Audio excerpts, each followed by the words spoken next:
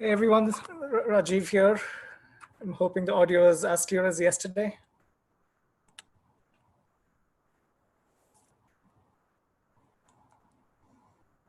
Excellent. We'll just wait a couple more minutes before we get started.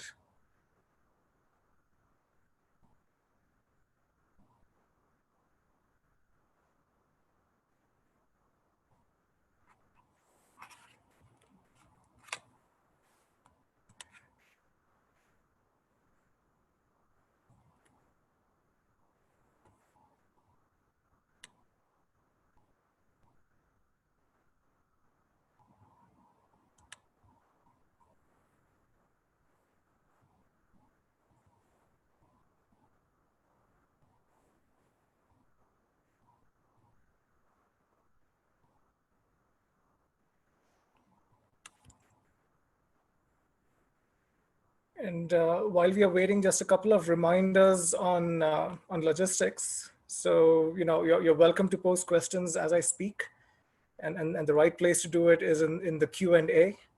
So if you put it in the chat, I probably won't look at it until the very end. So try to add your questions to the Q&A. And after every couple of slides or so, I'll take a look to see if there's something I can answer that kind of fits in with the flow of my discussion. If not, I'll answer it at the very end. And so this will last for about 2 hours. And then I'm happy to spend an extra 20, 25 minutes to answer any remaining questions that are still unanswered.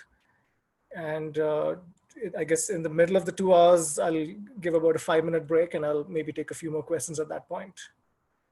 But yeah, please don't hesitate to answer questions even if I don't get to it right away. I will try to get to it by the end of the day. Okay, all right. I think we can go ahead and get started. So I'm guessing many of you were, or most of you were there at yesterday's lecture as well. And so you have some of the background that I provided yesterday, where I focused firstly on the basics of how deep neural networks are designed and organized, what their properties are. And then we looked at a few example case studies with commercial processors, right? And I mentioned that there are more than 100 companies that are now trying to build hardware that are customized for deep neural networks. And we saw a few case studies from a variety of domains.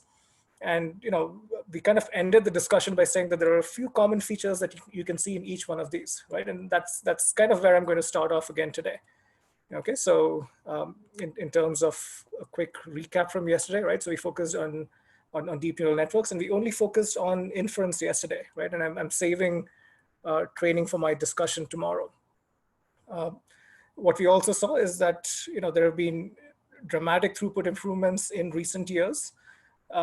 We saw that the Google TPU had a throughput or a peak throughput of 92 teraops per second, which is pretty remarkable. And and there was a recent paper from Grok at the recent ISCA, which essentially increased this by a factor of 8x, right? And part of this comes from a larger chip, and part of it comes from being able to shrink technologies.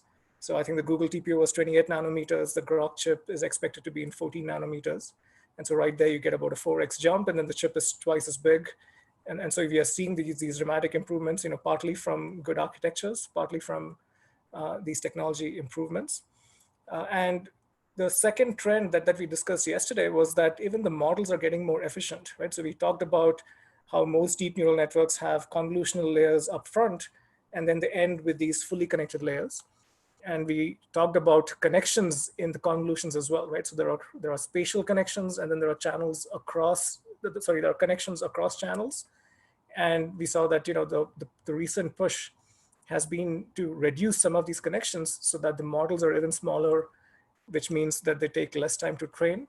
They're also more accurate, and even the inference takes less time and energy, right? And because of this, we've seen an orders of magnitude jump in just the last few years, right? Firstly, the introduction of this new hardware, and then the improvements in the models as well, right? And so we kind of ended with, why are these new chips so much faster, right? Why are these accelerators so much faster? And the key points there are they have a large grid of these multiply accumulate units, right? So when you're doing a deep neural network computation, it's all about performing dot products and then applying and then applying an activation function. And most of your time and energy is spent in doing those dot products. And so, having a large array of multiply accumulate units really helps. The Google TPU, for example, chose to do 8-bit integer arithmetic. That again gave it a huge advantage over the GPUs of the time, right? And so, that's kind of, that's the main secret sauce for getting this high throughput. A second key element that we saw was systolic data flow, right? So when we discussed the Google TPUs, we talked about how the weights and the partial sums flow from the top to the bottom, and how the input activations flow from left to right. And that essentially minimizes accesses to large structures and maximizes access to small structures like registers. And that again improves the energy efficiency. And we'll spend a lot more time on data flows today. So that's kind of the first topic for today. The other feature that we saw in all of these chips was the large buffers that they had. So the Google TPU version 1 had a 24 MB buffer that was storing all of the feature maps. Similarly, the Tesla FSD also had a 32 MB large buffer. And we also saw that, like in the Google TPU, there was prefetching being done to hide the latency for accessing all these weights, right? So we saw that there was a prefetch buffer, there was double buffering in every single cell of the systolic array. And then we also saw that batching was very advantageous when there was not much reuse of weights. So when you do the fully connected layers, each weight is fetched once and used only once. But if you're using a batch of 200 inputs, that one weight fetch contributes to 200 different computations, and so that alleviates the memory bottleneck to some extent, right? So those are kind of the main features that we saw. Okay, so let me just kind of pause for a second to see if there are any questions. None so far. So, I'll move on from the recap and move on to today's topic, right? And like I said, we're going to start with data flows, and then I'm going to move into the topic of sparse accelerators and handling sparse weights and sparse activations. And then we'll talk about ineffectuals, which is essentially saying that if you're doing these billions of computations to do let's say one image classification, but out of those billions of computations, there are many computations that have no impact on the final result. And is it possible to identify them and then eliminate those ineffectual computations, right? And so in some sense, the theme of today's discussion is, what is the wasted work, or what is the ineffective work that is being performed to perform one inference, and is there a way to eliminate those? Okay, so in the first discussion, we just basically covered the basics. We said, here's what commercial processors do. And some of you made the very valid comment that this seems very easy, right? The workload is so regular, so simple to handle. All we're doing is throwing this massive array of multiply accumulate units, and that gives us really high throughput, right? So where are the challenges? And so in some sense, yes, the first generation chip, you're taking on a simpler problem, right? Both the Google TPU and the FSD were kind of, they were designed and completed in less than 1.5 years, right? And so in some sense, while it is a huge engineering undertaking and challenge, they've kind of deferred some of the bigger challenges for the next generation chips, right? And so in some sense, in today's discussion and in tomorrow's discussion, we'll be focusing more on these bigger challenges and what it takes to get that next big jump in either energy efficiency or performance. Okay, so we ended yesterday's discussion with me creating this generic tile, right? So we said essentially, in the middle you have this compute engine, right? So that's where all the number crunching happens. And if I want, I can make it into a vector MAC unit, and I'll give you more details on that shortly. Or it can be a systolic array, which is what you saw with the Google TPU. And I've not defined any sizes over here, right? So essentially, you can size each of these structures on this figure in different ways. But essentially, you can have a basic tile which says, here's where I do as much parallel computation as possible. And then this unit has to be fed with weights coming from a weight buffer, right? And then activations coming from an activation buffer, right? And I don't think I made this explicit yesterday. I used the terms, input feature maps and output feature maps, but they're also often referred to as activations, right? So the output of a neuron, you apply an activation function. So the neuron result is often called an activation, and a bunch of these activations then go on to form the feature map, right? So you have your input feature maps that come in from here.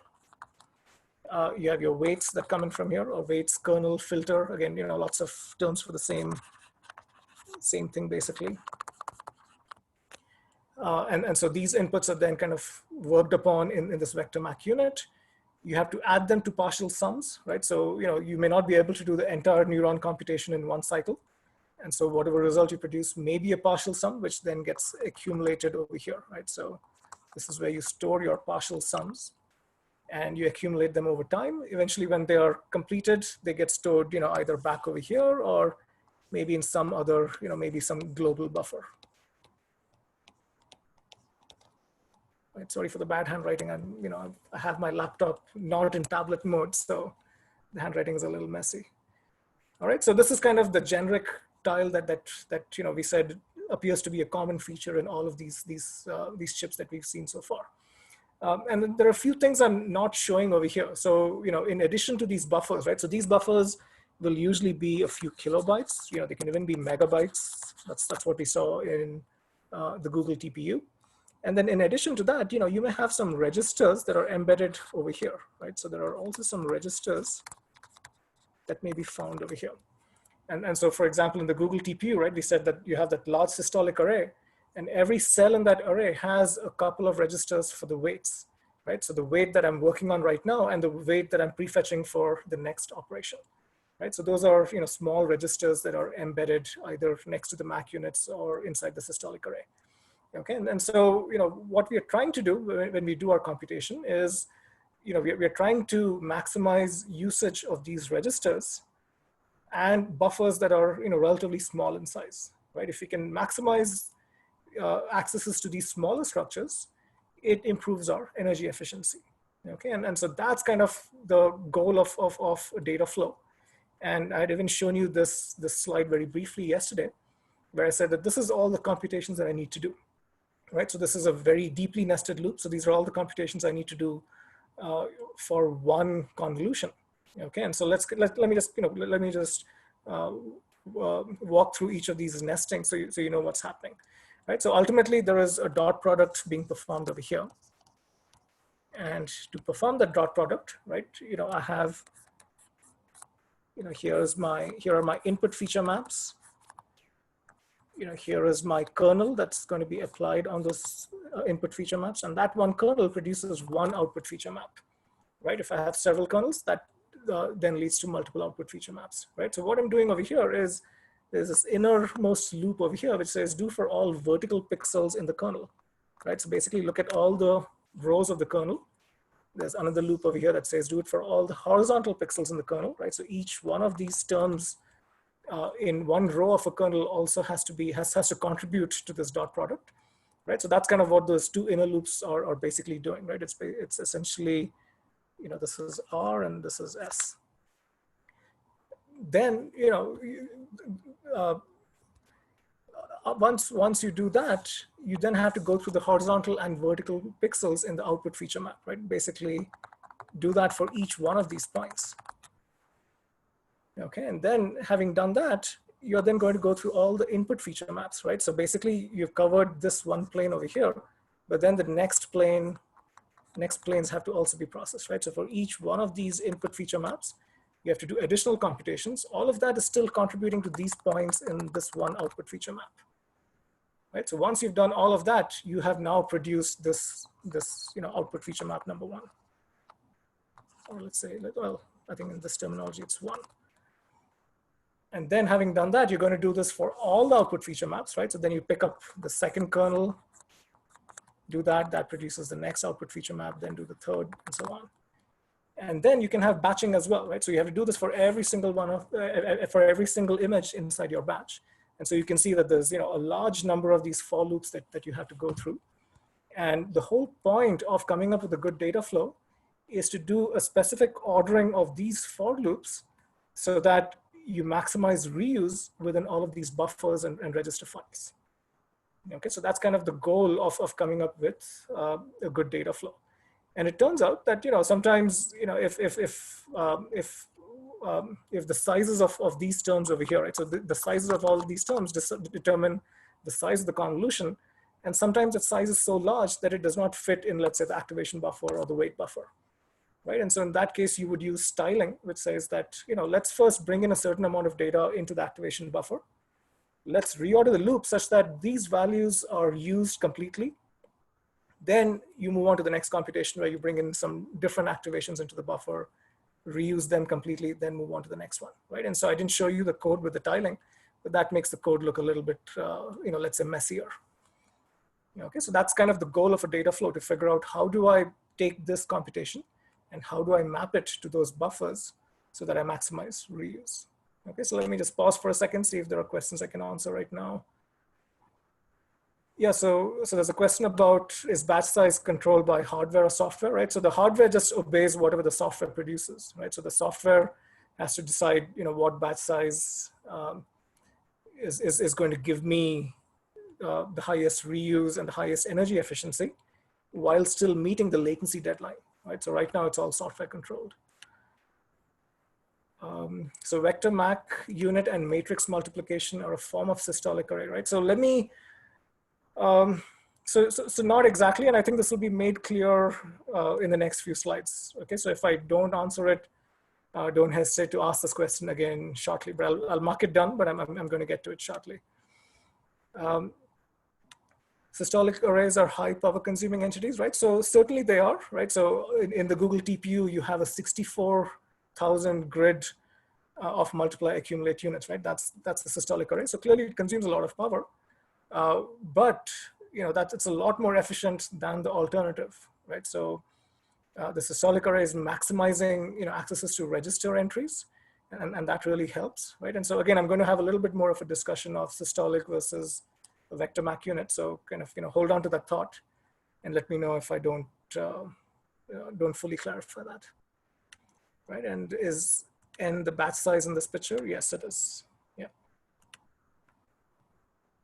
Okay. All right. So now let me kind of build on this generic model and convert it into yet another case study. So I'm kind of moving towards the architecture that was shown in the Simba paper. This was the paper that received Best Paper Award at Micro 2019, right? So this is a picture from that paper.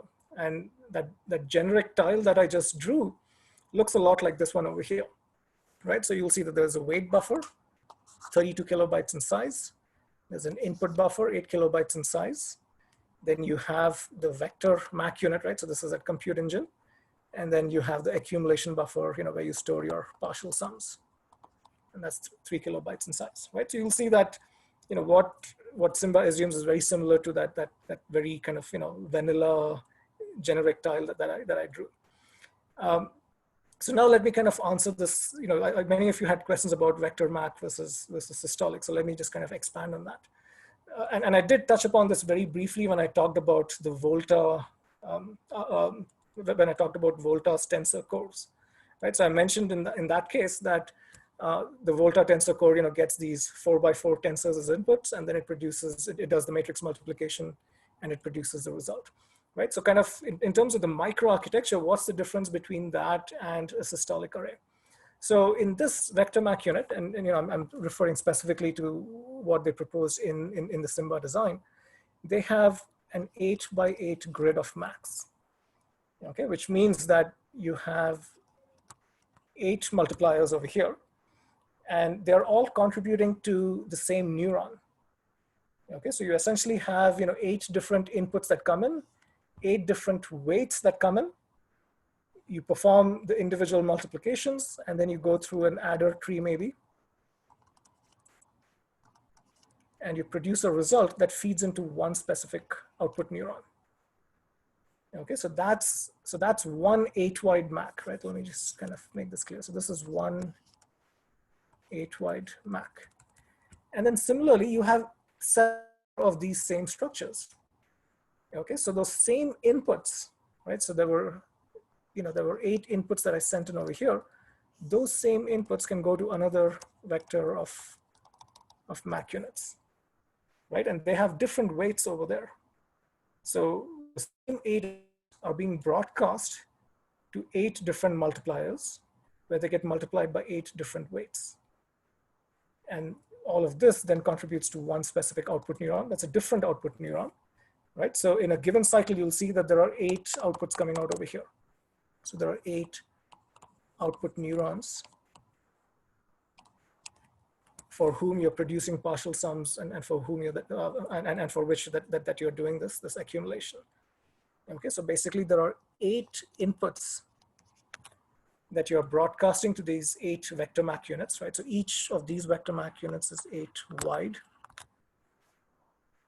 and you get 8 weights over here, you get 8 weights over here, 8 different weights, 8 different weights, and so on, right? So in some sense, they're all different kernels. So, you know, when you broadcast those 8 inputs, this vector MAC unit is basically producing this point over here, or you know, at least producing 8 products that contribute to that one point. This vector MAC unit is contributing to this one over here,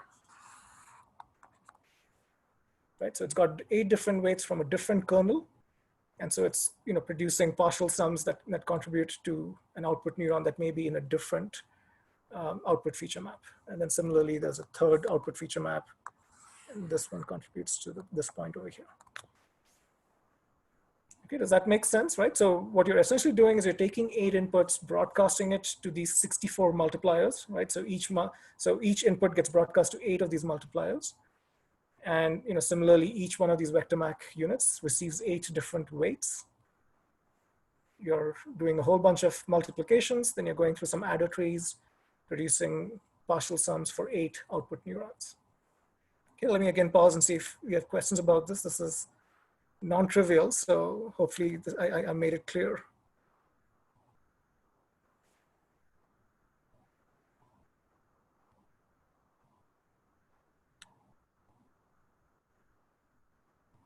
So there are some fairly deep questions that I think I'll answer later, and, you know, not super connected to what I just explained. So I'll answer some of these at a later point. Okay, so let me know again if something is unclear about this initial explanation, right? And, you know, I just want to warn you all that today's discussion will be a little bit more in the weeds, right? So yesterday we kind of stayed at a high level. You know, we talked about the architectures of these commercial chips, but today I'm going to get into a little bit more details on how exactly they work. Okay, and so, you know, we'll go in depth based on your questions. All right, so I hope this vector MAC architecture is kind of clear, right? It's basically saying I have these 64 units, you know, do a bunch of broadcasts to me, I'll do some computations. The next step over here is to maximize reuse. Okay, so what we're going to do over here, right? And in this example that you've seen, that to do this computation in one cycle, I had to read 64 weights. And I had to read 8 inputs that I kind of broadcast to everybody. Okay, so in the next cycle, I don't want to read 64 new weights. So what they instead do is they keep these 64 weights in registers in these vector MAC units. So that's kind of not shown over here, but there's a register that stores all those weights and kind of keeps them in place. And that is referred to as a weight stationary data flow. Okay, so when you're describing data flows, it's intuitive and easy to understand if you kind of explain, you know, what stays and what moves. So in this case, the weights, once they have been brought into these vector MAC registers, they kind of stay there, and so it's called weight stationary. And in the next cycle, what I do is I broadcast a new set of 8 inputs to all of these vector MAC units. That allows me to do another computation, and, you know, that may produce results that feed into either those, well, it usually won't feed into the same output neurons, it's usually to a different set of output neurons, right? And you know, you keep repeating this over the next many cycles. Okay, and so at some point you have exhausted all the inputs that need to combine with that set of 64 weights, right? So you have 8 kilobytes worth of input feature map sitting over here. At some point you've exhausted all the computations that you can do with those 64 weights. At that point, you bring in a new set of 64 weights into these registers, and then you repeat the process all over again. Okay, and hopefully as you're doing these computations, you're going to revisit the same output neurons whose partial sums are stored in this accumulation buffer. Okay, and then hopefully you're also using the same input feature maps that you have stored in this 8 kilobyte input buffer. Okay, and so this is kind of how you're maximizing reuse. You're first saying that the weights, I brought 64 weights into those registers. Now let me keep them there. Make sure that my next many weight accesses are going to be from these registers. That's why it's called weight stationary. Let me maximize reuse of the input buffer, right? So the next thing that you're trying to do is reusing all of these elements in your input buffer, in your all of these activations in your input buffer. And then the hope is that all of these results are contributing to output neurons that also have some locality and that are also being reused inside your accumulation buffer. Okay, and so you're going to kind of set up these loops such that that is maximized, and you may even tile some of these loops so that you don't exceed the bounds of these buffers, the 32 kilobytes, the 8 kilobytes, and the 3 kilobytes. Okay. I should take a brief moment to also talk about systolic arrays, right? So that was kind of the question. Yeah, and that's another question that somebody just posed, right? So let me just clear out the screen and talk about that, right? So in this case, you'll see that there is a broadcast happening over here, right? So this is a broadcast of inputs, and there are registers over here that are also being used. Now, if and this is relatively easy for an 8x8 MAC array. If I had a 256 by 256 MAC array, right, this broadcast is not going to be very effective, right? And so that's one of the reasons why the systolic arrays make more sense if you're building wider structures, right? And so if you build a 256 by 256 grid, the input activation comes in over here. And if I were to stick to an architecture like this, it would get broadcast with 256 different multipliers kind of adding load to those wires. And so to minimize that load, instead what is done in the Google TPU is that activation first gets written into a register here. Next cycle it gets copied to a register sitting over here, gets copied to a different register. And so that's what the systolic axis is trying to do, right? So that's one key difference between a systolic architecture and this vector MAC architecture. One requires a broadcast, which means it has limited scalability, and the other one requires nearest neighbor communication. The second key difference is that having produced 8 multiplications over here, it goes through an adder tree to basically aggregate those results, right? Again, if there were 256 multiplications that you're trying to add up, that adder tree can start adding some overhead as well, right? So again, the systolic array solves that by saying that there's a partial sum being produced here, then it goes down to the next cell. There's a product being produced in that next cell, which needs to get added to this. So you're adding one thing at a time, and it's kind of propagating and going all the way down. So that's the other kind of trade-off between systolic arrays and these vector MAC units. The systolic array basically says that I'm going to design one small unit, and all the communication is going to be nearest neighbor communication, and so it seems like it's more scalable. Whereas these vector MAC units are a large network of wires, right? You're kind of trying to do the same thing, but by having longer wires and lots of wiring all over the place. And that works for relatively small structures like an 8x8 grid of MACs, but it's not going to scale up to something that needs to do 256 by 256. Right now, I think one of the things that some of you are maybe leaning towards is to say that why are we designing such a large 256 by 256 grid, right? Let's design something that's 8x8 over here and then piece many of these together, right? And that's kind of what you're seeing on the left side of this figure, right? So you've built one of these tiles and then you have like a large grid of tiles, which I'm kind of showing you on this figure as well, right? And so each one of these has an 8x8 grid of MACs, right? And so you're basically saying that I can design that fairly efficiently. If I want many more multiply accumulate units, I just do it by having lots of tiles, right? And so that's a reasonable approach too. So, it's just that the TPU and the Tesla FSD chose to kind of go with this route over here. Okay, so hopefully I answered some of your questions about, systolic array versus vector MAC. Okay, let me just kind of take a quick peek at the questions. So there's a question about 24-bit accumulators. That is definitely the common case. So, even when you're doing 8-bit weights and 8-bit activations, usually the accumulators are 24 bits. That does seem to be the common case. There are papers that do use 8-bit accumulators, and sometimes that's by error. But 24 bits is kind of the recommended approach. And why is the accumulator 24 bits, right? And so it's basically because, sometimes, so if it's only 8 bits, you're essentially doing some truncation, and that can lead to errors as well, right? So it may just be that the early computations take the sum in a certain direction, but over time, maybe there are some negative values that are being added as well, and so it may go in the opposite direction. And so every time you kind of truncate your sum to 8 bits, that causes some error. So it seems to be a common approach to use an accumulator that is much more than 8 bits.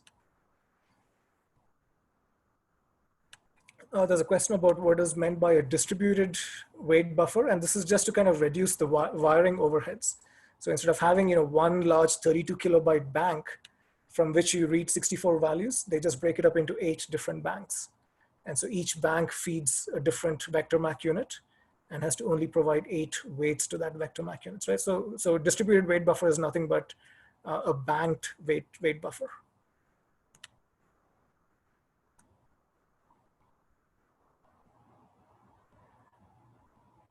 So this is a question. This is, so in the Google TPU, we saw double buffering being used. I don't believe Simba uses this double buffering.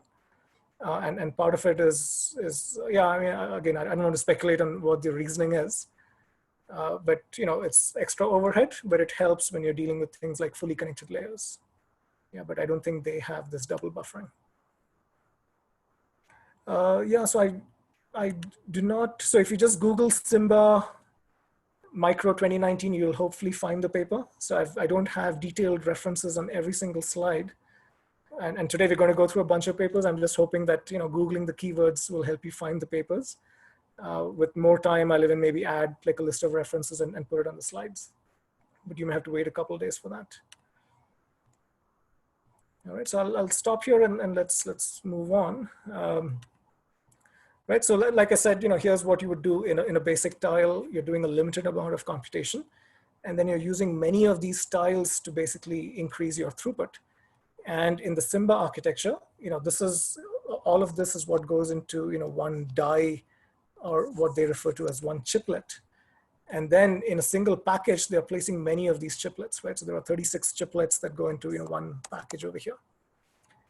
So all put together, there's a large number of compute units, right? So there are 64 Macs over here, multiplied by 16 PEs in one chiplet, multiplied by 36 chiplets in one package, right? So that's the total number of 36K Mac units, right? So it's a little bit less than the Google TPU, but you can scale it up by adding more PEs per chip, or more chiplets per package. The other thing I just wanted to note over here is that they also have a global PE over here, and they're essentially saying that things that are easily parallelizable should be done on these PEs, right? So the dot products and the convolutions. And then things like applying an activation function or doing some of the other layers of a neural network, right? So there are other operations such as local response normalization and so on. And so some of these other additional steps could be performed in a unit that's right next to the global PE. So the global PE also has some compute units, and you can do some of these functions over there. And things that need to be even more general can be performed on one of these RISC-V cores. Okay, so that's kind of what Simba advocates. All right, so like I had mentioned, so this is kind of summarizing the data flow that I've described. Like I said, it's weight stationary, so the weights are loaded into each tile's weight buffer. Then you feed a bunch of input feature maps. The weights kind of stay there, right? And so you're processing 8 different neurons from 8 different kernels at a time.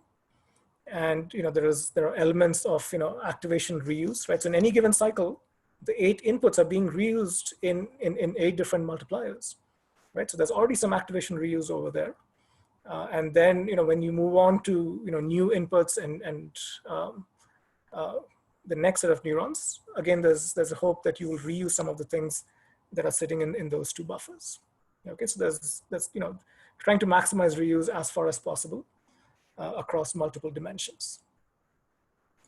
Okay, so I'll stop with Simba, right? And so, in this first half of today's lecture, I'm just going to go through a few data flows, and then we'll move on to the second topic, which is going to focus on sparsity. And so you've kind of seen two examples of data flows so far, right? So one is the approach used in the Google TPU and the Tesla FSD, where, like I showed you, the activations flow left to right, weights and partial sums flow top to bottom.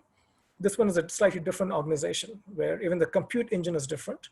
And then the ordering of the computations inside these buffers is also different. Okay, so next I'm going to talk about a new architecture, or well, new to this discussion, which is Iris, and this was published in 2016, and was the baseline for many research studies for a few years. And similar to what we've seen so far, their motivation also says that getting something from a register file consumes low energy. Let's say it's 1x. Then getting something from a neighboring register file is 2x, right? So in a systolic array, if you're getting some input from the neighboring systolic element, that consumes a little bit more energy than getting it from your own register file.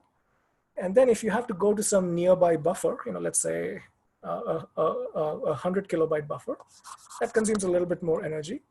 And then finally, if you don't find the data in that buffer and have to go all the way to DRAM memory, then that's 200x more energy, right? And so, like we've been discussing, the goal is to maximize, accesses to this structure. If not that, then at least this structure over here, right? So that's kind of the point of systolic data flows.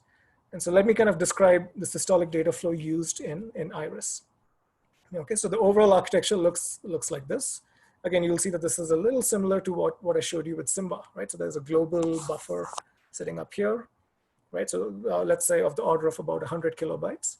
And then it's feeding this large array of processing elements or PEs, right? And each individual PE in this case looks very different from the PE in Simba. Okay, so that's kind of where the similarities end. So here, again, this is just a high level figure. Let me go into a little bit more detail on what each individual PE looks like. Okay, so inside one PE, we are trying to perform what is defined as one primitive. Okay, and so if you look at a convolutional layer, I'm going to draw the same figure a whole bunch of times in this class, right? So here's another drawing of that same figure. So here are my input feature maps. And here's the kernel that I'm trying to apply on that input feature map, right? And it's a 3D kernel. But for now, let me just focus on this very first plane of this kernel, right? And so what I'm trying to do is one row worth of work. Okay, and so I'm going to take that one row of elements, and I'm going to apply that to one row of elements in this first input feature map. Okay, and so in this example that I'm showing you up here, let's say that this has only 5 elements up here. So it's a very small input feature map. So it's a toy example. And let's say that this is 3 and this is 3. Right, so when I apply that filter, I'm going to get this output feature map, right? And it's going to only have 3 points over here, right? So that kernel applied over here, then it shifts by 1, right? Applied here, and it shifts by 1 more. Right, so I can only move it 3 times before I hit the end of that input feature map because it only has 5 elements. Right, so I can apply it 3 times. That gives me these 3 points in my output feature map. And so these are the computations I'm showing you over there. Right, so you have the filter weights, and I'm calling these as, right, so these 3 weights are 1, 2, and 3.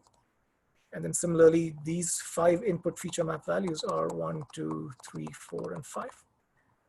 Right, so what I'm doing first is taking 1, 2, and 3. Doing a pairwise multiplication of, this is the dot product, where I take the first 3 elements of that row, multiply them pairwise, add them up. That contributes to this output neuron up here. Then I have to shift those same weights, right? So the same 3 weights are being used in all these computations, but the inputs have basically shifted by 1 place. And so now I apply those same weights to inputs 2, 3, and 4. That contributes to this next neuron, and then finally this one over here. Okay, and you'll see that this is a fairly efficient computation because I end up reusing these same weights a bunch of times. I end up reusing the same input value a whole bunch of times, right? And so this is and so what they're essentially saying is that performing this one row of computations, performing this one primitive is highly efficient because it has lots of reuse, right? There's a small set of values that I'm going to keep touching repeatedly. So it's essentially saying that in one processing element, I should have a register that basically says, here's all the, here's one row of kernel weights. It then also says, let's also bring in one row of the input feature map, right? And what I'm going to do is perform all the computations corresponding to this one row, corresponding to this one primitive. And what that means is I'm going to keep accessing these registers, right? And so there's a single multiply accumulate unit, and it sequentially goes through all of these 9 computations that I'm showing you in this example. And it's then going to produce a partial result, right? And so it's going to store the result. So this is one row of output feature map that's being produced, right? That's this 1, 2, and 3 that I just showed you over here. So it's got these small registers, and it's saying that, in these small registers, I'm going to put in the weights, input feature maps. There's going to be one small register that stores output feature maps. And over the next many cycles, I'm going to do these computations that keep touching these same register values. And so there's high locality, very energy efficient computations. Okay, does this make sense, right? And so they're basically defining this primitive and saying, let's have the small hierarchy inside a processing element, few registers, do your computations. And then having done those computations, in the next cycle, I'm going to take these partial sums and ship it to a neighboring processing element. Okay, and I'll show you that on the next slide. Okay, so before I do that, let me again just pause to see if there are questions I can answer now.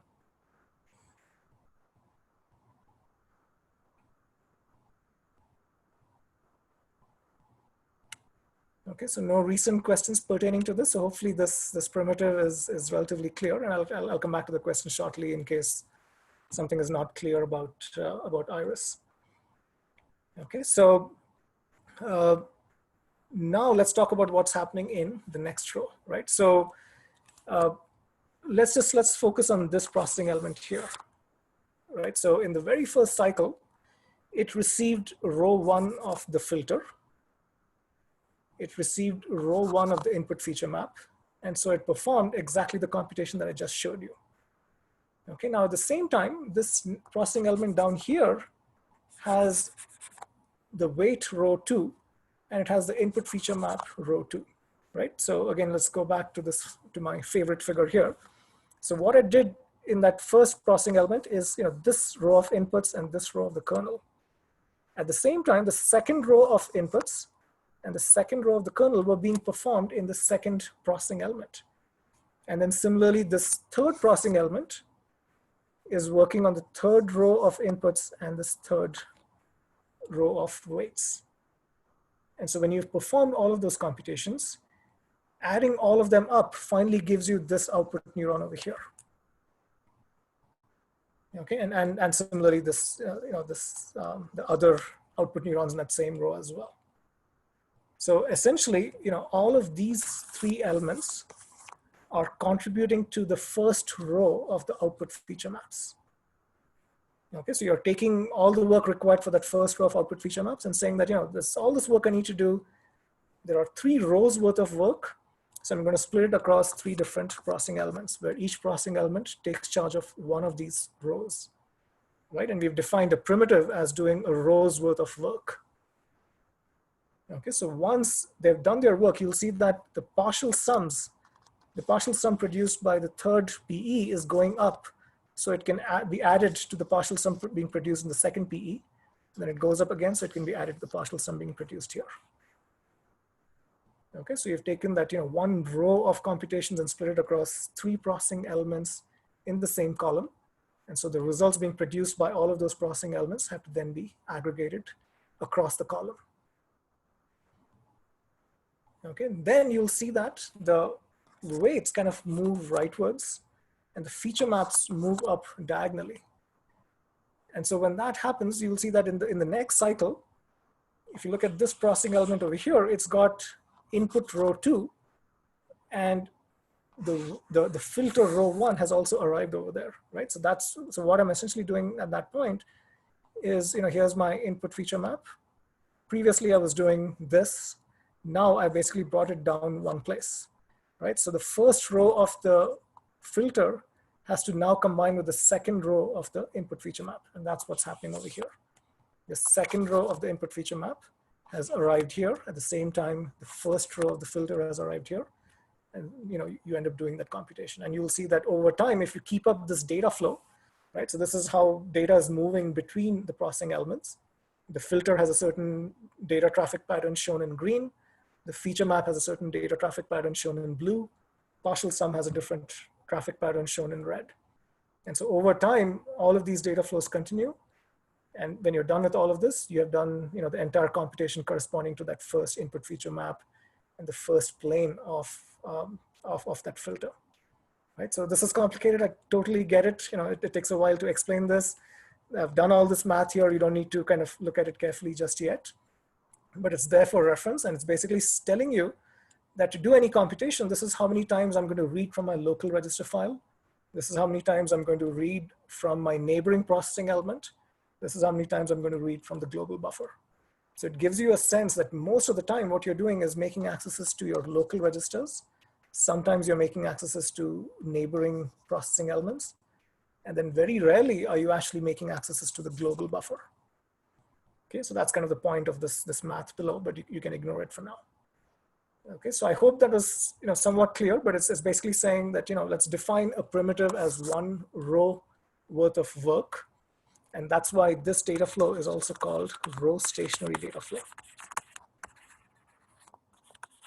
Basically saying that once you've taken the trouble of bringing in one entire row worth of inputs and weights into a processing element, just keep them there. Do as many computations as you can so you can maximize reuse. Then shift everything up, either up, diagonal, to the right, then do the next computation and so on, right? So it's basically saying that doing one row of work, very efficient. So that's what one PE should focus on. Okay, so you can see it's a different data flow than what Simba was trying to do. Okay, so any questions? And again, I don't want to maybe go into more details about the data flow. If there's some simple clarification, I can try to answer it, or any high-level questions about this kind of data flow. Okay, so no questions. So I either did a great job explaining this, or maybe I've gone too much in the weeds and you're all kind of lost. So let me take a step back and try to stay at one level higher. Right, which is to say that I'm trying to design these processing elements and I'm trying to define the compute engines such that I maximize register accesses. So that's kind of what is happening over here. And the more I do that, the more energy efficient my computations are going to be. Okay, so I think I'm going to skip a few more slides, which are kind of details of Iris, which is essentially saying that what I just showed you in this last example is what I would describe as a 2D convolution. But ultimately, that there's a much more complicated operation that has to happen. So you're essentially decomposing a much larger computation into these smaller 2D convolutions and these primitives. Okay, so I'm going to skip this. Is essentially saying that you can do a design space exploration and find out how large the registers should be, how large the buffers should be. Should I invest more in storage? Should I invest more in compute units, right? So this graph kind of shows that to you. So if you invest in more compute units, right? So, if there are lots of processing elements, then you take less time, right? So normalized delay is going to be low because you can do the work much faster. But it also means that, you take more energy per operation because it means that, you invested most of your area in the multiply accumulate units, which means you have less area for your register files and your buffers, which means you end up going more often to the next level of the hierarchy, and that consumes more energy, right? And so the opposite end of the spectrum is over here, where you have more storage for these structures, right? And that means that you're going less often to the next level of the hierarchy. But because you're working with constant area, you have fewer compute units, right? So it takes you longer to do the same work, right? And so there's this trade-off between energy per operation and the overall performance.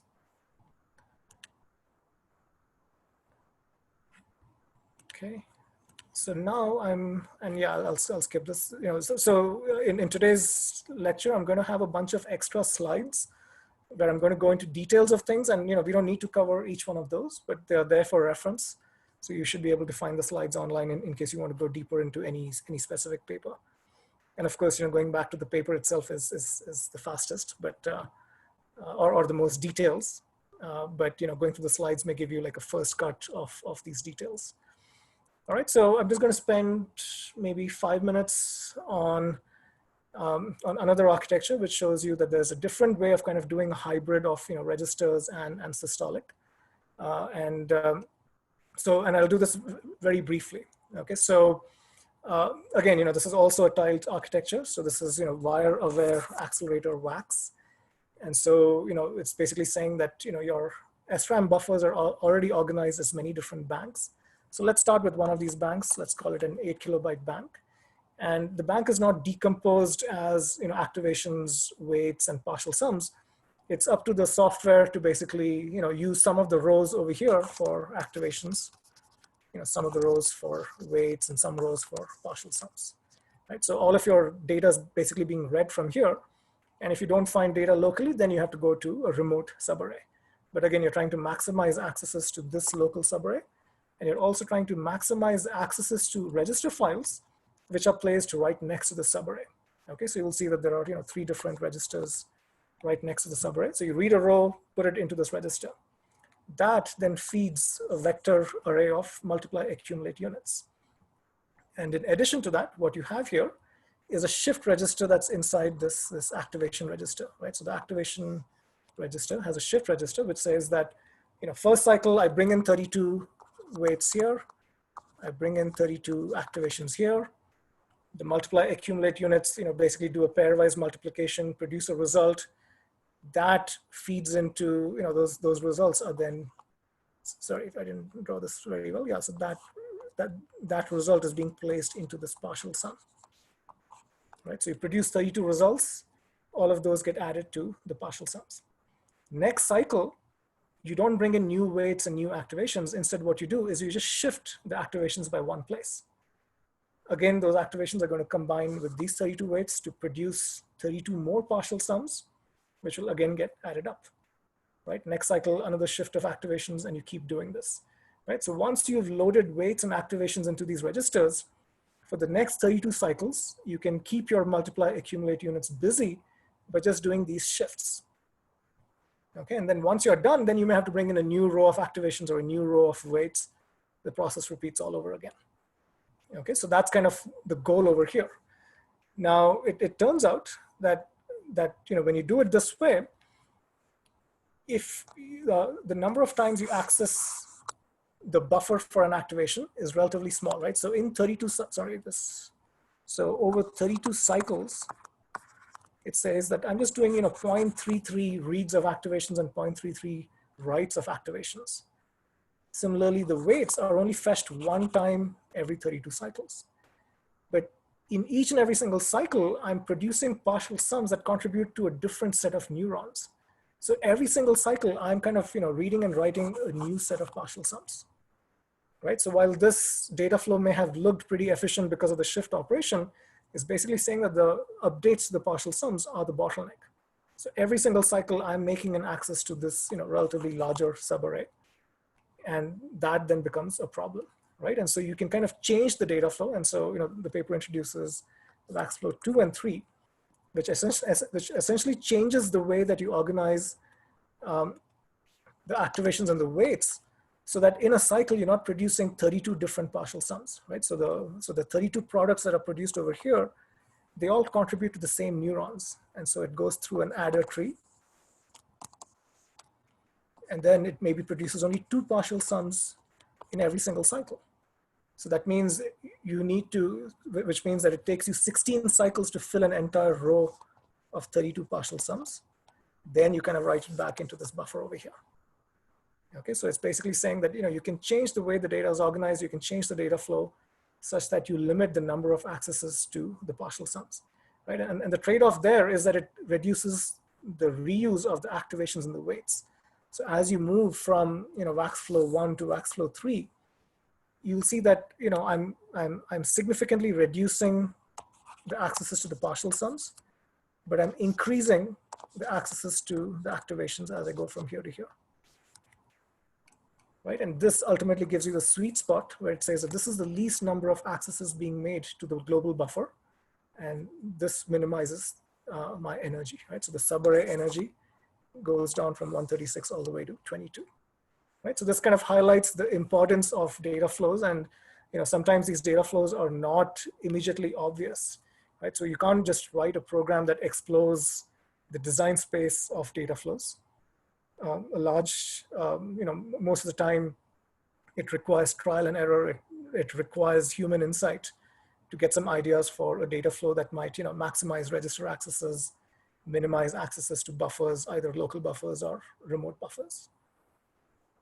Okay, so again, let me pause and see if people have questions. Again, I realize I'm throwing a lot at you. And so maybe this is also a good time to take that, that 5-minute break. And please feel free to add more questions, and I'll resume after 5 minutes. But in the meantime, I'll just see how many more questions I can get through. Okay, but this kind of ends my discussion of the 4 data flows that I was planning to cover today. And yes, it's complicated stuff, but hopefully at a high level you've kind of understood what we are trying to accomplish over here.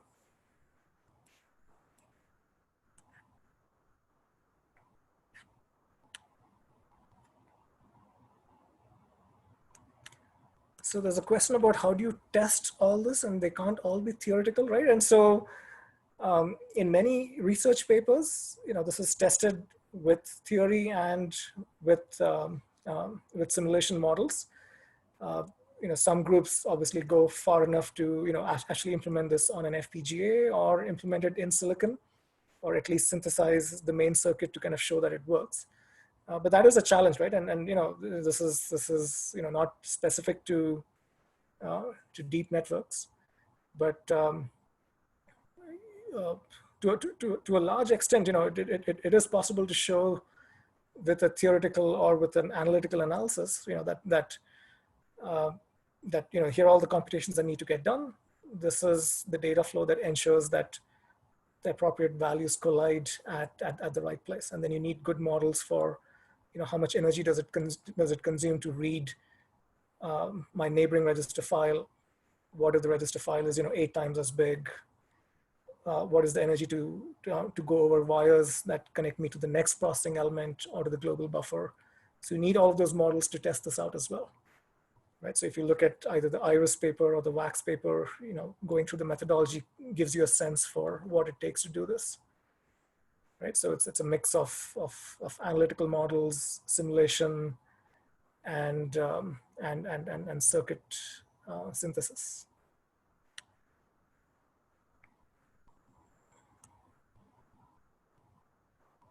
So which tool is used to estimate energy? And so it's a wide variety of tools that one can use.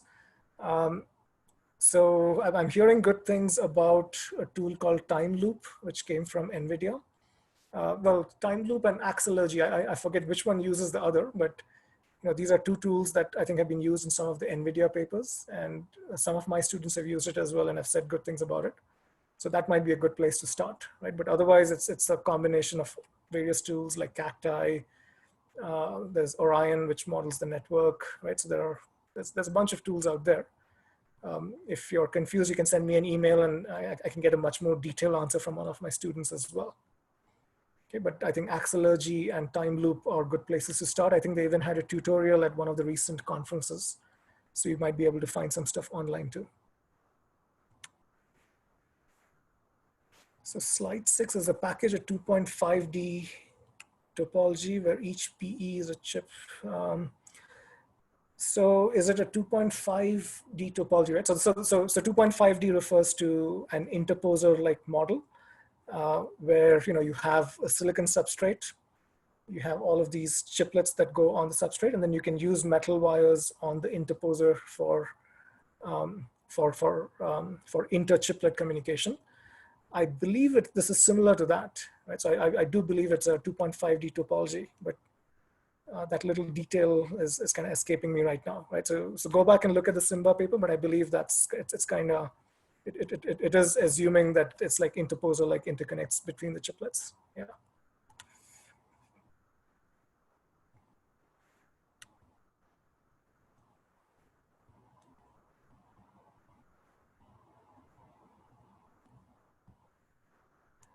Yeah, so here's a question about how do you decide which layers of a neural network you want to implement. For highest performance, you want to have a fixed chip, right? So this is the classical question on, how general purpose should I be?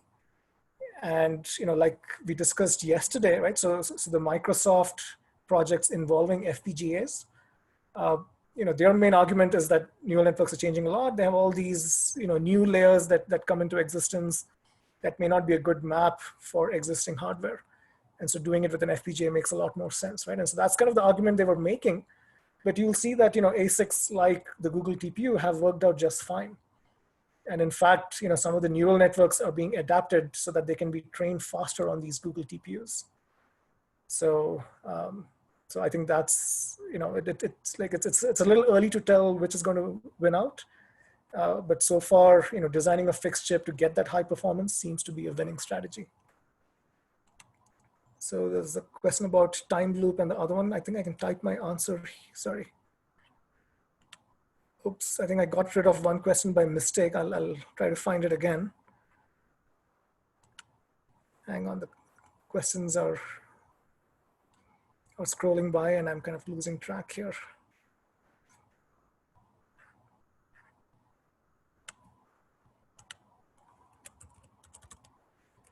So time loop and Accumulators is the second one. So I kind of typed an answer to that. Hopefully you can see it.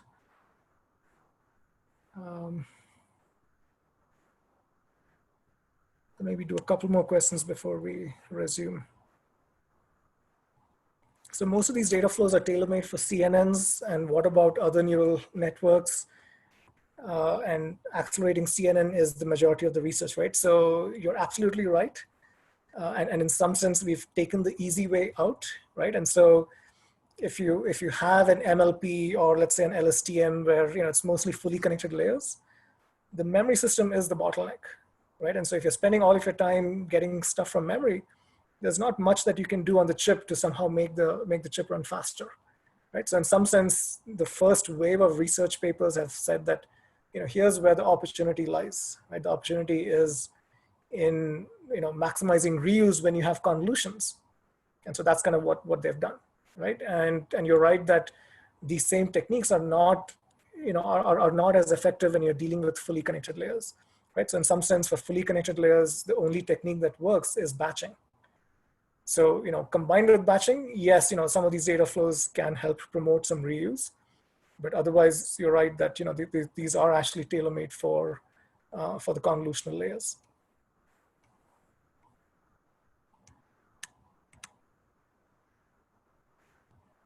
Yeah, thanks for putting the links for Accumulators and time loop. And I think when I click on done, it just moves it to answered, right? So you should still all have the links for what one of the attendees just put up there. Yeah, so I'm going to answer this question about frameworks for design space exploration coming up on the next slide. So you'll see that in a second. A question about graph networks, and I don't know as much about graph networks. So yeah, you might know more about this than I do. So sorry that I don't have a response, but feel free to put in something in these answers here, and that way other attendees will also benefit from that. Okay, so I'll stop now and let's get back to the ending of this discussion, and then I'll move on to I'll move on to the next topic, right? And so, yeah, I'll skip some of this. Yeah, so the main conclusion here is we've seen different examples, and they all look very different. right? They all have different processing elements. Some use systolic data flow, some use broadcast, some use a shift register inside a PE. Some have a single PE and do a row's worth of data, right? So there are all different ways of doing it. There's a very large design space. You unfortunately can't encode all of this, right? So you can take some of these primitives and say, all right, there are ways there are abstractions that I can use to describe a certain data flow. And then I can go through a design space of possible architectures, buffer sizes, and different ordering of the loops, and I can find which one is optimal, right? So one example tool that does this is Maestro. And so if you go to Tushar Krishna's webpage, he's done a bunch of work in this space, right? So, and there are more tools than just Maestro to perform some of this design space exploration. So that's where I would start if you want to learn more about, how do you explore the design space and figure out, how do you design a better architecture and how do you design the best mapping of a workload to an existing architecture. Okay, and then just, remember that we're doing all this for lower data movement and, low energy register file accesses for the common case. Okay, so now let's kind of move on to the next topic, right? So, I kind of began today's lecture by saying that, we've seen what the first generation does, right? The first generation throws in a bunch of math units, does all these computations in parallel, tries to map the data correctly in these buffers. What is the next wave of innovation? And so one is these data flows, right? Which you can kind of maximize with better reuse.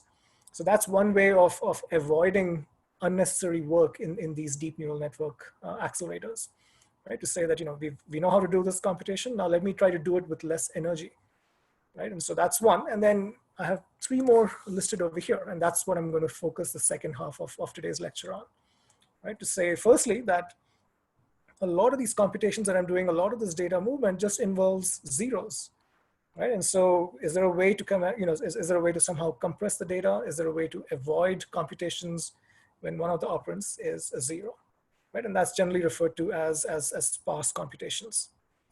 The next one is this notion of ineffectuals, right? So if you look at all of the bit computations that are being performed, right? Like I said earlier, you're doing billions of multiply accumulates to produce the final result. And, if I were to just guess, maybe only, maybe there's 3 orders of magnitude extra work being done over there, right? So you can kind of, cut down your computation by 1000x and still produce and still produce the same result, right? And the only problem there is you don't know which 1000x to get rid of, right? And so that's why this is a hard problem, right? But clearly there's a lot of work happening which you could completely avoid and still end up producing the same result, right? So can we somehow figure that out? And then the third approach basically says that, you end up doing the same math repeatedly, right? So if you're multiplying A times B, it turns out that that same result A times B is required in multiple different places, right? So is there a way to maybe, do that computation once and then remember it and reuse it the next time? Okay, so I'm going to kind of focus on each one of these three.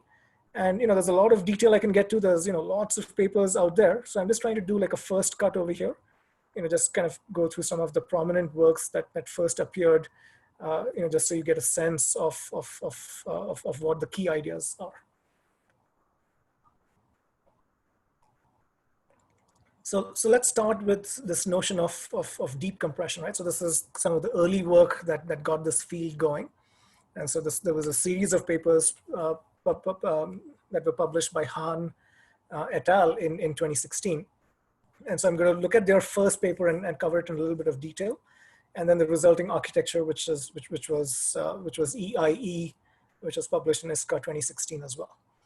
Okay, so in deep compression, it's basically saying that the models are really large, right? And back in 2016, the trend was for the models to be getting bigger and bigger, right? And like we discussed yesterday, the more recent models are actually smaller. Okay, but at least at that time, the models were getting bigger.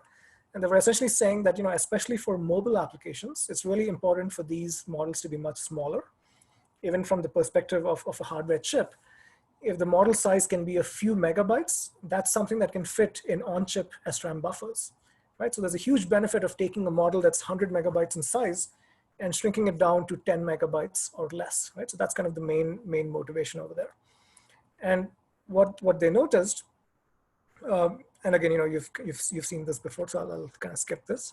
But what they're noticing is that a large number of the weights end up being very close to zero, right? And so again, this is an observation made in 2016, 2015. If you look at some of the more recent deep networks, they show less of this property, right? So not as many weights are close to zero. So essentially, when the models are large, it turns out that there's a lot of redundant information in there. And so a lot of the weights end up, just getting trained to a value that's very close to zero. So what they're doing during the training process is, finding all the weights that are zero or close to zero, getting rid of them, doing another iteration of the training. And that's how you kind of, keep nudging your weights towards an optimal value while also eliminating a large number of weights, right? So they're basically saying that out of those 100 million parameters that I may have started with, by the time I keep doing this iterative pruning and retraining process, I may be down to about 10 million weights.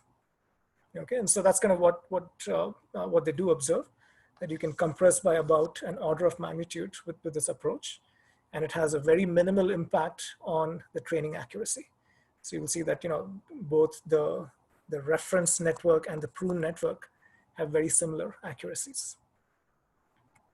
Okay, so if we were to do this, what impact does it have on the architecture, right? So if you look at the weights, now the weights kind of look like this, right? So you have a whole bunch of weights that are zero, and then there are some weights which are kind of colored in yellow, which are non-zero, right? And so if I've been able to shrink the weights so dramatically, I should also have a compact representation for this, right? And so this is the most commonly used representation, which says that instead of storing a bunch of zeros like this, let's just store the non-zero values, right? So 3.4, 0.9, 1.7. And what I'm going to keep track of is a second data structure that says, here's how many zero values I have skipped over. So over here, I'll keep the value 1, which says that there was one zero value that I skipped over. And so 3.5 is actually element number 1.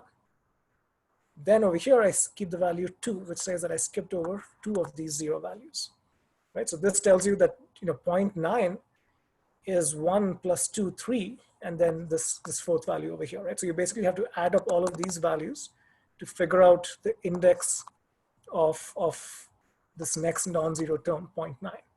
And then similarly for 1.7, right? In this case, how many zeros am I skipping over? It's 10 zeros.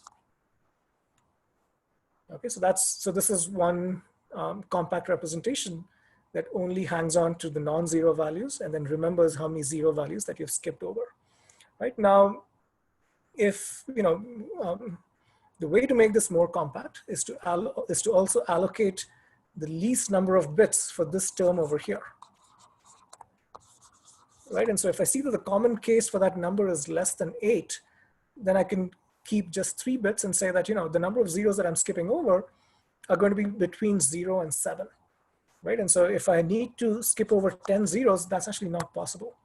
Right, so in that case, what I would do is I would just kind of put in an explicit 0 over here saying that I've skipped 7 zeros. That's the max that I'm allowed to do. Right, and so now I have to put in a 0 over here. Right, so the representation for that would be 3.4, 0.9. There's a 0 that's now inserted over here and a 1.7. And this would be 1, 2, 7, 2. Right, and so turns out that this would be more compact because each term here is only 3 bits, whereas each term over here would be 4 bits. So you kind of have to find out what is the distribution of zeros and what is the minimum number of bits I would need to keep track of the common case and to encode this as compactly as possible. Okay, so I hope pruning is clear. It's a fairly straightforward concept. Just says that the weights are full of zeros, get rid of them, have a compact representation. This makes the hardware a little bit more complex because every time you fetch data from memory or from some buffer, you have to go through this indexing arithmetic to figure out what is the index for this value that I'm now going to be sending to a multiplier. Okay, so it makes things a little bit more complex in terms of the hardware. Okay, but the main benefit here is that you might be reducing accesses to the next level of the buffer or to the main memory. Okay, the second idea that was introduced by deep compression was quantization, which said that, instead of having, let's say, a 16-bit weight, right? If you have a 16-bit weight, it means that, you can have 2 to the power 16 different weight values. And that's way too much precision, right? So maybe what I need to do is realize that some weights are very common, and I'm going to try to find the optimal values for those weights, and then I'm going to place them in one dictionary over here. So I maintain a dictionary of weights, and maybe it has only 32 entries, right? So it's basically saying that, the weights tend to be clustered around certain regions, and so I'm going to find the centroid of each of those clusters, and I'm going to store just those centroids over here. So in some sense, it's the 32 most popular weights, right? And each value of these, could be, let's say, 16 bits, because it's 32 entries. Who cares how many bits I use for each weight? Okay, so that's one way of doing it, and there are studies that show this is how the weights are clustered, and so you can kind of find the centroids. There was another paper that appeared in ISCA 2018, which said that there are weights in the middle which may only need a few bits of precision, but then there are weights over here that are much larger. And if I make some approximations over here and say, let's pick a few centroids, I'm losing enough information that can have a huge impact on the final result, right? So it finds a trade-off by saying that, let's look at the smaller valued weights in the middle. Over there, yes, you can do quantization, and you can say, here are the clusters, and the error being introduced by just using those centroids is not a whole lot. Okay, but beyond that, you have to use those actual values, right? So these weights are referred to as the outliers. And it's basically saying that the outliers, should use higher precision, whereas the weights down over here can use lower precision, or they can use quantization. Okay, so these are two different approaches to kind of doing quantization and saying that I don't need to store 16 bits for every single weight. I'm going to find a way to somehow compress them into a dictionary, or use different precision depending on the value of the weight. Okay, so let me again just pause for questions and see if anyone has any burning issues they want to bring up here. Yeah, so there's a question about sparse representations, GPUs doing really badly, and you're absolutely right about that. So the deep compression work, right? So in their first paper, which was published at ICLR, which is more of a machine learning paper and not an architecture paper, they implemented their pruning approach on GPUs, using using the cuDNN libraries, and they were not able to get high speedups in several cases, and this is because of the overheads being introduced by these sparse representations, right? So you're absolutely right that modern GPUs and software are not very good at handling these sparse representations. The systolic arrays themselves cannot handle sparse representations, right? So the Google TPU cannot do anything with sparse. I don't believe there are any of these systolic array accelerators out there that can handle sparse representations. So it is a problem, and that's why I'm saying this is something that may be part of the next generation of accelerators. See any other questions?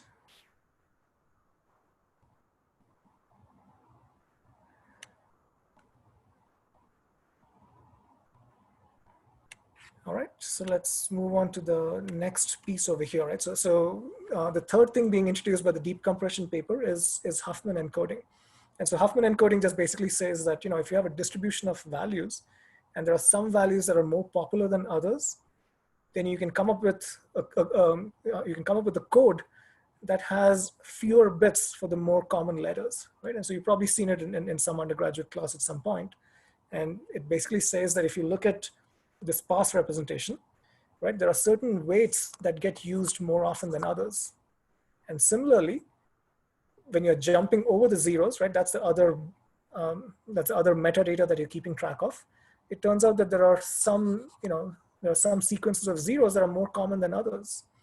And so given this value locality, Huffman encoding can be quite effective, right? So they are using that to further shrink the amount of data that you need to capture your model. Okay, so with all of these three ideas put together, they were able to achieve a very impressive compression rate of between 35 to 50x. And this is across the popular workloads at that time. This kind of gives you some insight on what the breakdown is. So this is for VGG16. So with just pruning included, right? So this is with pruning, you get a 13x compression rate. By doing pruning plus quantization, you get an additional 2.5x. So the total compression rate comes to about 31x. Then when you do pruning plus quantization plus Huffman encoding, there's an additional 1.5x. So it comes to about 49x. Right? So three very effective ideas that have brought down the size of the model from 138 megs to under 3 megs. Right? And 3 megabytes is certainly something that can fit on most caches and most chips. Okay, and here's the impact on accuracy, right? And so you can kind of tune the thresholds, right? So you can get rid of the zeros. You can also get rid of values sufficiently close to zero. And your definition of sufficient is determined by the threshold. And so as you change the threshold, you can get different accuracies, different model sizes. And so it shows you that, with almost no impact on accuracy, you can come down to this range over here, right? So, this is like a 30x compression rate. This is the 50x compression rate. So it's basically saying that with all of these techniques added on, you're kind of coming over here before the accuracy, starts to noticeably degrade. Okay, so I don't know if I should spend too much time on this. I feel like I explained the early stuff in detail. So I'm not going to go through this. Like I think I already went enough in the weeds when I discussed data flows and so on. But I'll do this at a very high level so that so the hardware impact is being made clear, right? So EIE is kind of the follow-up of the deep compression work, right? So I said deep compression was published in ICLR. It talks about the machine learning and the data properties of these deep networks. And then EIE was the incarnation of those ideas in an accelerator. And so it's basically saying that I'm going to build a styled accelerator. In each tile, I'm just going to have one MAC unit, which focuses on the next non-zero terms that I need to multiply. Okay, and so I'm not going to go into the details of how it does all of this, but what you'll mostly see is that here are the weights, right? And this is kind of the sparse representation. This is telling me how many zeros I'm skipping over, but it's using like a 2D representation, and it's essentially saying this is where each column starts. And within each column, this is how many zeros I'm skipping over. Okay, and so every time I get a non-zero weight, I have to kind of do all of this math to figure out exactly which weight term I'm referring to. And once I do that math, the product that is being produced is then routed to the appropriate output neuron. Okay, so there's all kinds of math and indexing and indirection that I have to go through to figure out what am I adding up, what am I multiplying, and what does it add up to. Right? And so it's because of all of that indexing that it limits the parallelism of this kind of accelerator, right? Because ultimately, I'm calculating some index.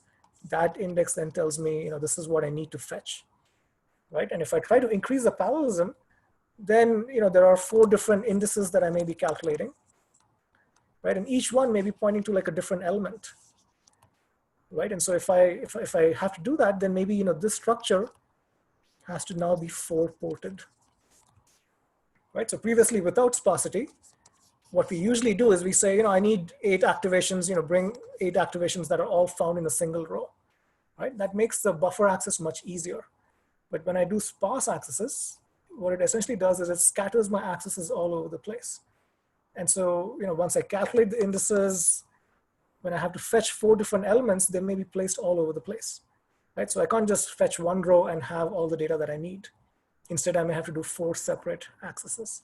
And so that's kind of the key complexity that is being introduced by these sparse accelerators, right? And so that's one of the complications that prevented EIE from having very high parallelism, right? So compared to other papers that were published in 2016, it had much lower peak throughput, and that's because they were only doing one computation in each and every single processing element. Right? Of course, the more processing elements you have, the higher parallelism you have. but within each PE, there was not much parallelism. Okay, so I'll kind of skip over some of these details. Like I said earlier, I'm going to go through a bunch of slides, but I'll skip over, and you can use the slides for reference if you want any more details. I should also mention this one point over here. So this is a paper from UPC, which talked about the negative effect of this pruning approach, right? So the early papers on pruning were all very positive, saying, this really helps bring down the memory size requirements, the computations that need to be done. But this paper pointed out that, sometimes the classification or the deep network that is being performed is the first step in another deep pipeline, right? So they gave the example of a Viterbi decoder and said that the values and the confidence values being produced by the deep network then feed the downstream stages, right? And so if you're doing pruning, you may still produce the same result, right? So the top 1 and the top 5 accuracy seem the same, but if your confidence values are different, they can affect the accuracy of the next stages coming up in the algorithm, right? So that's something to be aware of, that, that pruning may seem fine because you might be focused on the top 1 accuracy or the top 5 accuracy, but there's even the confidence value which is being perturbed by these approaches, especially if you're doing aggressive pruning. Okay, the other thing worth noting is that pruning focuses more on the fully connected layers than the convolutional layers, which is okay because most of the memory requirement is over here. Right? So this needs large memory. Convolutional layers are relatively small because shared weights and all of that, right? So it's a good thing in some sense that EIE or the steep compression approach applies to the layers that have the largest sizes. Okay, so now I'm going to move on to a different form of sparsity. Again, maybe I'll just take a quick peek at the questions to see if I can answer something now. Yes, so somebody mentioned that NVIDIA chips are now supporting sparsity. Yes, that's correct, and thanks for giving the reference. I never remember the processor names.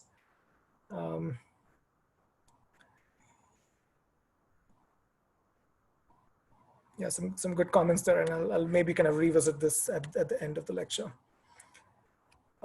So now let's look at a different form of sparsity, right? So when we talked about deep compression and when we talked about EIE, they were kind of focused on sparsity in weights, right? So this is sparsity that you can discover beforehand, and you can compress the model and you can place it in memory, right? And then there have been some other efforts that say, let's also look at sparsity in dynamic activations.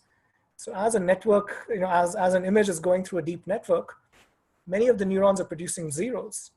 And this is especially the case when you use an activation function like ReLU, right? If you remember from last time, it basically says that if the dot product is negative, you produce a 0, else the activation is nothing but the input itself, right? And so essentially all the negative dot products are being converted into zeros, and that increases the amount of sparsity that you can observe in your activations, right? And so this is basically saying that roughly half of all the neurons are producing zeros. And so if that's the case, you should be able to exploit that to do less work in subsequent stages. Okay, so I won't again go into the details of the architecture. They essentially show that that existing baselines of that time, which in this case was Dardia now, it organizes the lanes in a certain way where when you get a 0 activation, it doesn't let you skip ahead and go on to the next piece of work, right? So it's essentially saying that I have all this work. If I reorganize how I do the work, I can have these lanes, right? And so a certain activation kind of goes over here. If that activation is 0, I can just skip that one step and I can move on to the next task, right? And so each one of these lanes is kind of skipping over all of the 0 inputs. And so it gets a batch of 16 tasks. Out of those 16 tasks, 11 of them may be non-zero values. Let's say 5 of them are 0 values. So it finishes its job in 11 cycles. This lane again gets 16 tasks. Maybe 8 of them are 0 values. So it finishes its job in 8 cycles. This one takes 9 cycles and so on. Right? So ultimately this batch of 16 is limited by the worst case. And so in 11 cycles, you can say that, I finished all the 16 tasks. I can now move on to the next. Right? So that's kind of what this line of work is trying to exploit. Okay, so that was an example of sparsity in the activations. I won't go into the details again, but you'll see that the speed up is a little less right? So this is kind of focusing on dynamic activations being 0, which is only half the time, right? And so the maximum speed up can only be 2x. But because of the load imbalance, you can't quite get to the 2x, right? So it's more in the 1.4 to 1.5x range, right? So the benefit is a lot less than sparsity in the weights, where we saw an order of magnitude improvement, right? So it's kind of useful to know that the extent of sparsity in weights versus activations is very different. And so the impact on the architecture is also going to be very different. Okay, now I'm going to move on to the next architecture, SCNN, which basically handles sparsity in both activations and weights, right? So we saw one example focused on weights, one example focused on activations. SCNN does both, and it basically says that, if you take advantage of both, you're going to see a much bigger benefit, which is kind of stating the obvious. So that's what we should expect, right? And so let's just kind of look at what the architecture does. So it's essentially saying that all my inputs are being provided as dense vectors. So what it does is it implements a 4x4 grid of multipliers. And these 4 inputs over here are 4 activations, all of which are non-zero. The 4 inputs over here are 4 weights, all of which are non-zero. And then I'm just going to do the Cartesian product, which means this element over here gets multiplied with each one of these 4 elements in these 4 multipliers. This element gets multiplied by the 4 activations over here, and so on. Right? So I basically do these 16 multiplications. I need some additional metadata telling me, what are the indices of these activations, right? I'm skipping over all the zeros. So I need to tell me who are the non-zero activations. Similarly, who are the non-zero weights. And then I have some logic over here that looks at those indices and says that these 16 multiplications that have been produced, they need to be added to these 16 output neurons, right? So based on the indices, I can come out of this and say that, here are the 16 products that I've produced. This one needs to be added to output neuron, J. This one needs to be added to output neuron K, L, M, and so on. So then ultimately what you have here is a large accumulator, which says I have a bunch of output neurons that you've accessed recently. I'm going to pick out the 16 that you have that you are now contributing to, and then I'm going to add them up to that.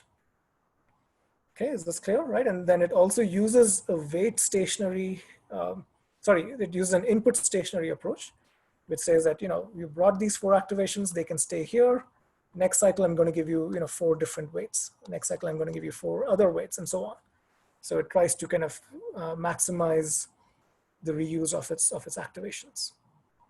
Okay, so I hope that accelerator is generally clear. And here's a better picture than the Scratch image that I made on the last slide.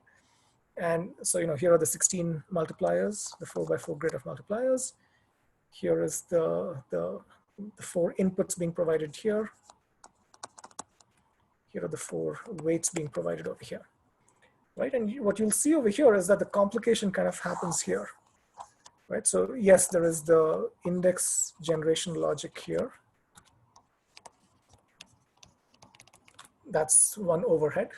A second major overhead is that you have all these partial sums sitting around. They're organized as banks, and every result over here has to be forwarded to the appropriate bank. And so there's a crossbar that I need to take those 16 results and send them to the appropriate place, right? And so that crossbar is non-trivial. This banked accumulator buffer is also non-trivial. So that's kind of the main overhead of this approach. There's a more recent paper called Spartan, which appeared in last year's Micro, so Micro 2019, which says that the Cartesian product is maybe not the right way to do this. And so what it instead does is an inner join. So it says that I want to work on one output neuron at a time.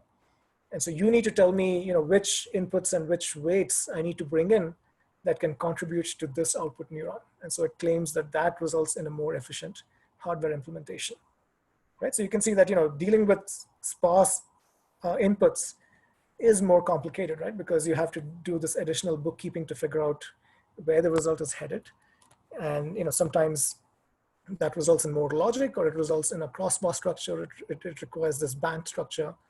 So these sparse accelerators are going to take up more area and sometimes more energy to do all of this metadata management, right? And so the question is, is that overhead justified? And it is if it can result in less data movement, and if there are so many zeros that avoiding them, can cause throughput to improve by 2x, 10x, and so on. Okay, so again, let me just pause for questions, see if anyone has any burning issues.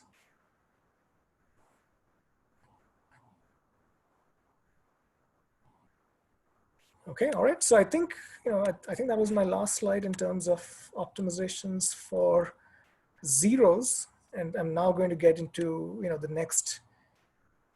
Again, those slides that have details on SCNN and its results and so on. I'm going to skip over those unless people have specific questions.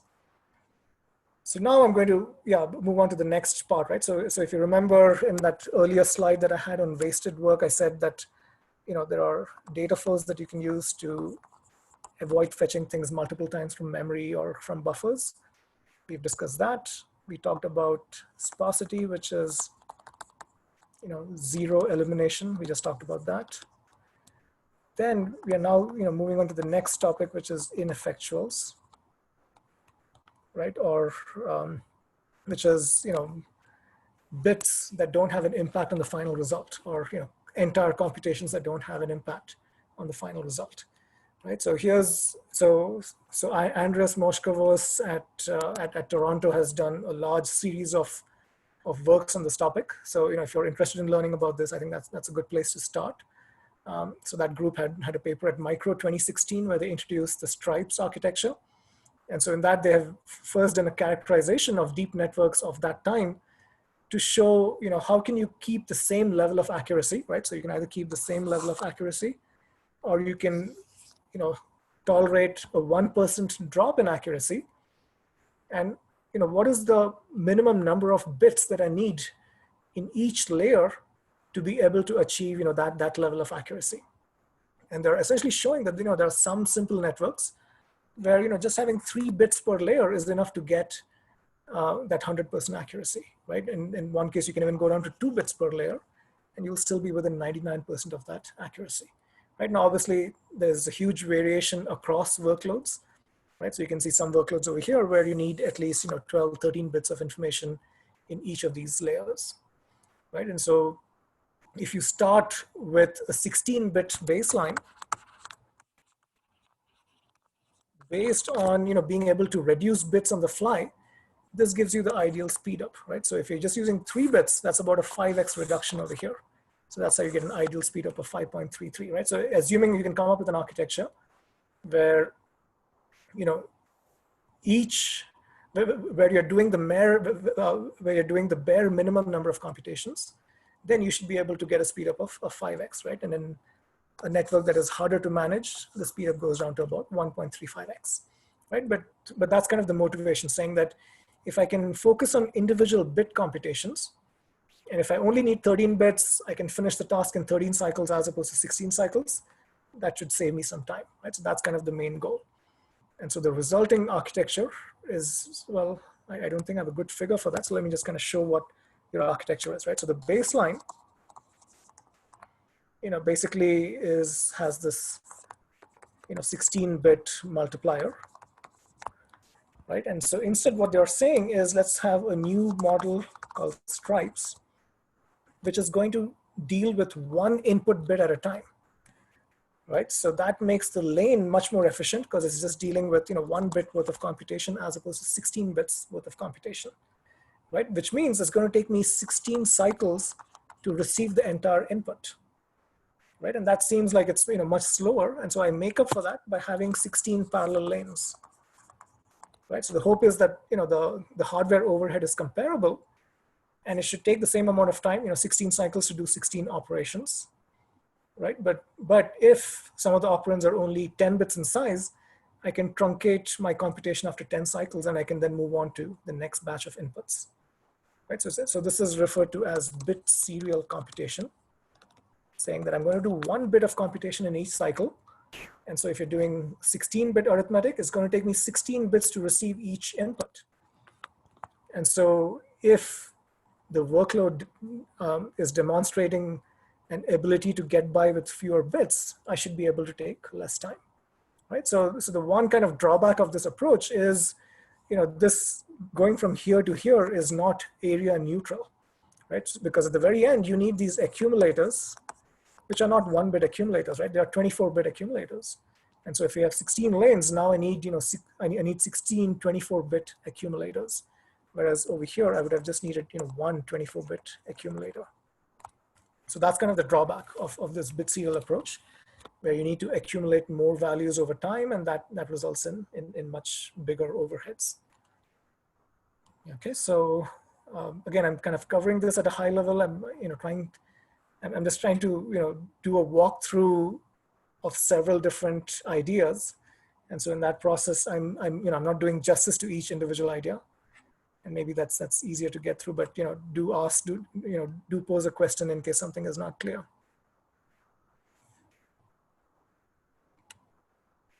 Okay, all right. So again, I've thrown a lot at you, so I have only 20 minutes left, so I might skip over some of these other ideas too. I'm going to skip over Bit Pragmatic, which is another paper from Andreas's group at Toronto. Bit Fusion, I just want to cover very, very briefly, right? Because this is a paper that came from UCSD. And what it does is it avoids this overhead of requiring many different 24-bit accumulators, right? So let me just kind of go back over here, remind you what I'm talking about, right? So here's a baseline where if you're doing one 16-bit multiplier, you need one 24-bit accumulator. If you decide to do many of these operations in parallel, you need several 24-bit accumulators. So that's a major overhead, and that's what is being avoided with this bit fusion approach. So what it's saying here is, if I'm trying to do a 4-bit multiplication, right? Here's an example of me doing a 4-bit multiplication, right? I take the 0 here, that's 1011 times 0 gives me 0. 1 times 1011 gives me this, and 1 times 1011 gives me this, right? Shifted one place each time. And I can essentially break this up into 4 2-bit multiplications, right? So I can take these 2 bits over here and these 2 bits over here, and that's a multiplication that I'm accomplishing in this dark blue section over here. Similarly, I can take these 2 bits and these 2 bits. That's a multiplication that's being performed over here. Okay, and then similarly, these 2 bits and these 2 being performed here, and then this and this being performed over here, right? So I can decompose a multiplication of 2 4-bit terms into 4 2-bit multiplications. And then it's saying that once I do these 2-bit multiplications, I just need to do the appropriate shift and add, and I can get the final result. Okay, so it's essentially saying that this is how I should design my architecture. If I'm trying to do 8-bit multiplication, let's break it up into let's break it up into 4 2-bit operands. Well, each operand is 4 2-bit entities. And so I need 16 of these 2-bit multipliers, right? So this is referred to as a bit brick that does 2-bit by 2-bit multiplication, right? So I need 16 of these bit bricks to be able to handle 2 8-bit operands. And it's essentially saying that if I have this primitive, it prevents me from having very large accumulators, right? Because when I'm doing 2-bit multiplication, I know the result maxes out at 4 bits. Right, and so as I kind of navigate this tree of adders, right, over here I start out with a 4-bit result, then it becomes a 5-bit result over here, a 6-bit result at the next level, 7-bit result, and so on, right? And so that's how it limits the sizes of the accumulators. And so it says that this is the basic multiplier primitive I should have, and then depending on how many bits I need, I can kind of club some of these bit bricks together to do more complicated math, right? So in this example over here, I'm dealing with 2-bit weights and 8-bit inputs. And so this 1 bit brick structure is decomposed into 4 units. So I can do 4 of these operations in parallel, right? So you're given that primitive, and then based on the precision demands of a certain layer, you would reconfigure the bit bricks so that you can do your math more efficiently. So this is, I view this as a more efficient way of doing the bit serial arithmetic, because it prevents the problem of having many large accumulators. All right, and I won't go into the details of how it's better than stripes and so on. Okay, so now I'm just going to spend the next 5 minutes, doing a whirlwind tour of a few other papers, just convey the top line idea, and that way I won't bore you with all kinds of details. Right, so here's a paper that came from Cornell. I think it's got 2017 or 18. I think it's got 2018. And it basically says that when you're dealing with video, there's a large amount of temporal locality, right? Consecutive frames look a lot similar. And so if you can kind of, if you can detect that, if you can predict that, you may be able to avoid a large number of these convolutional operations, right? So the first few layers can be completely skipped if I can remember the activations that are going to come out of them, right? So what it does is it uses some image processing in the early layers to figure out that the next frame is just a slightly shifted version of the earlier frame. And so all it does is it takes the activations that it remembered from the previous frame and it just shifts those by an appropriate amount, right? So what it relies on is this motion estimation. So it uses some image processing heuristics to figure out the changes from one frame to the next. And if their heuristics say that the change is quite significant, then they essentially drop this approach and say, let's just do the entire convolution from scratch. Okay, so I'll skip the other details, but that's kind of the key idea in EVA square. There was at least one other paper, I think from UPC, that was also doing something similar, but for a different set of workloads. Here's another paper that says that, usually when you look at a kernel, it turns out that there is value locality in a kernel, right? So the weights inside that kernel may be X, Y, you might see X again, right? And so instead of doing, X times P and X times Q, you can do, X times P plus Q, and that's more efficient, right? So this is an idea being exploited to say that if you see locality inside a kernel, you can do a compact representation beforehand that reduces the size of the kernel, that also reduces the compute that you have to do at runtime. All right, then I'll skip these. Here's one last idea I just wanted to talk about, which says that, at runtime, as you're computing an output neuron, if you realize that this output neuron is going to give you a negative value, you might as well stop that computation early and just move on, right? Because the final result is going to be a 0 no matter what, right? So what it does is it first takes the positive weights, right? Does all the math, produces a partial sum, let's say that partial sum is 0.302. Then it takes the negative weights and it kind of orders them from large negative weights to smaller negative weights, right? So maybe 0.54 is the first weight, 0.31 minus 0.002, and so on, right? And so then it says, let's take this weight, multiply it by the input, add it to this, then take this, add it to this. If this partial sum has gone below 0, at that point, you know that the end result is going to be 0, right? So at that point, you just say, let's stop computations and let's move on, right? So this is a good way of avoiding ineffectual computations, right? But you'll also see now that, we are getting into a territory where the improvements are, 28% and 16%, right? So the orders of magnitude improvement that you saw in yesterday's lecture, and even the 10x improvement that you saw at the starting of today's lecture, all of that have kind of gone away, right? So these are kind of the challenges that you'll see with, second generation and third generation accelerators, where we've picked some of the low-hanging fruit, and additional optimizations will have a lower effect on performance and energy. And you will need, more bookkeeping, more metadata in order to be able to exploit these other opportunities. Okay, and so I'll kind of, let's stop here. I think I've thrown a lot at you, so let's just stop here, right? And so just to kind of summarize most of today's discussions, right? We've seen, many different approaches to reduce the overall effort, right? So data flows to make sure that I'm not, refetching the same values from the next level of the buffer or from memory, eliminating computations involving zeros, eliminating bits that are just zeros, eliminating computations that are not going to change the final result, right? So there's been a very large body of work in each of these spaces in recent years. And so hopefully I've been able to convey some of the key ideas in that space. And, out of all of these, I think data flow is one of the most vital components. And it's used in most accelerators. And then, these other sparsity approaches, some of them give you a large bang for the buck. Some of them, give you relatively low improvements. And so it's, up to us to figure out which ones are actually worthwhile and can be implemented with low effort. Okay, so I'll stop here. And so I'll spend some time, maybe the next 20 minutes answering as many questions as I can. But at least that ends the regular lecture. And so some of you that are not interested in the questions are welcome to leave, but I'll be here for the next 20 minutes and I'll try to answer these questions. And I'll see most of you tomorrow, and I'll focus on in-memory compute, algorithms and architectures for training. And I'll also spend some time on spiking neural networks, which is an alternative to the deep networks that we've seen so far.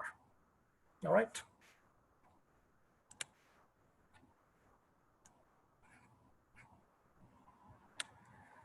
So one of these upvoted questions is how do you calculate your teraops per second? And is it just based on the hardware, or do you need to run some benchmarks, right? So in yesterday's lecture, I had that roofline model that I showed, right? So I took the example of the Google TPU, and given the number of, right? So they have 64K max, right? So they have. So sorry, my pen is almost out of battery, so I need to kind of plug it back in. Right, so this is how many max I have. In each cycle, I can do a multiply and an accumulate. So usually this gets multiplied by 2. Then I have, I think it was a 700 megahertz clock frequency. Right, so doing this computation gives you the 92 teraops number. Right, I haven't done the math to actually confirm it, but it looks close enough, right? So 65 times 2 is 13, times 7 is 91, right? So yeah, so that's how you get the 92 teraops number. And so that's the peak, right? So it's basically saying that if all of my max was somehow magically busy in every single cycle, this is the peak throughput I would get. And that's something that, is just a function of the hardware.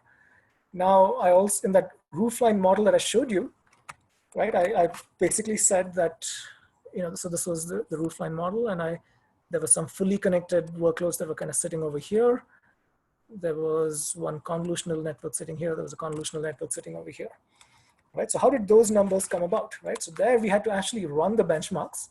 And if you don't have access to the hardware, you can't run it on the hardware, but you can do some kind of simulation of those benchmarks. And I'm sure the folks at Google did all of those simulations beforehand.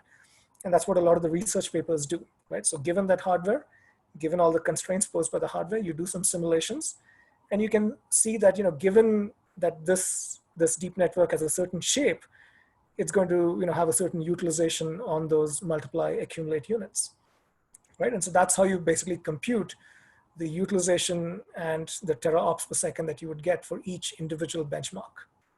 Okay, so hopefully that answered the question that you had.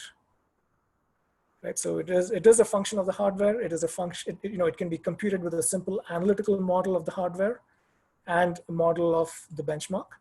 And in some cases, you may have to actually run it, you may have to actually run a detailed simulation. The detailed simulation is usually required only if you're doing things like sparsity, where the performance may be a function of the actual values that you're seeing.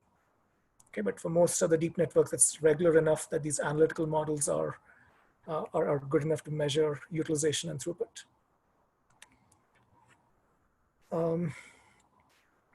There's a question about what is the relation between n input feature maps number and the output feature maps number. And I've forgotten what n was. Was it the batch size? Right, so I think this is from that initial loop structure that I showed you. And I think somebody had asked about n being the batch size. And so the batch size is orthogonal to the size of the input feature maps and the output feature maps. We had this discussion yesterday about the Google TPU, right, where they were changing the batch size, right? The higher the batch size, the better the utilization and the lower the energy. The problem with using a large batch size and a large N is that it also increases the latency. It increases the response time, right? And so at least in the Google case, they basically stopped increasing batch size once the latency hit the 7 millisecond deadline that was imposed by their engineers, right? So N is usually independent of the input feature maps and output feature maps, but it is determined more by the latency constraint and by the energy efficiency target that you want.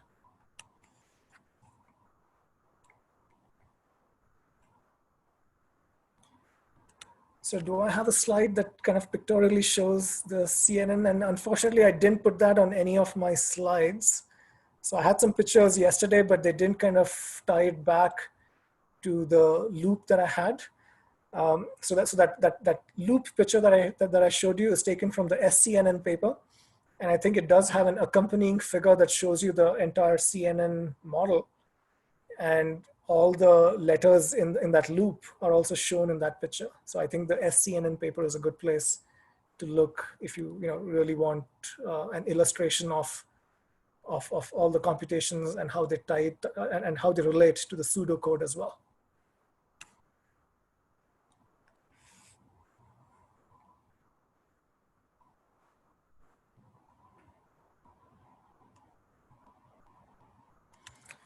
So here's this question from Nicholas, which says that here, for the most part, we are assuming a specific neural network, and then we control the architecture to execute that on the network. And that's certainly true, right? So in some sense, I'm saying that here's what, let's say efficient net looks like. And so let me build an accelerator that is tailored for that. So you're right that that's kind of how we are doing it.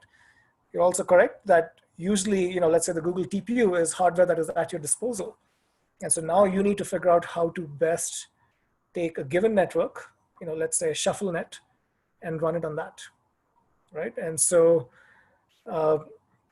yes, you do lose, so you don't usually lose accuracy, right? So usually if the architecture says that, if you've trained the network for 8-bit math, I'm giving you 8-bit units, you're going to see the same accuracy that you saw during the training process, right? And so, what you may lose is performance, right? So if the shape of the neural network is not a good match for the hardware, right? And I did one example yesterday where I said, let's take a 3x3x64 kernel, and I kind of broke it down into, how it would execute on the Google TPU. And so you need to basically do 576 multiplications, right? And so you can break that up as 256 plus 256 plus 64, right? So in the first two steps, the systolic array is being fully utilized.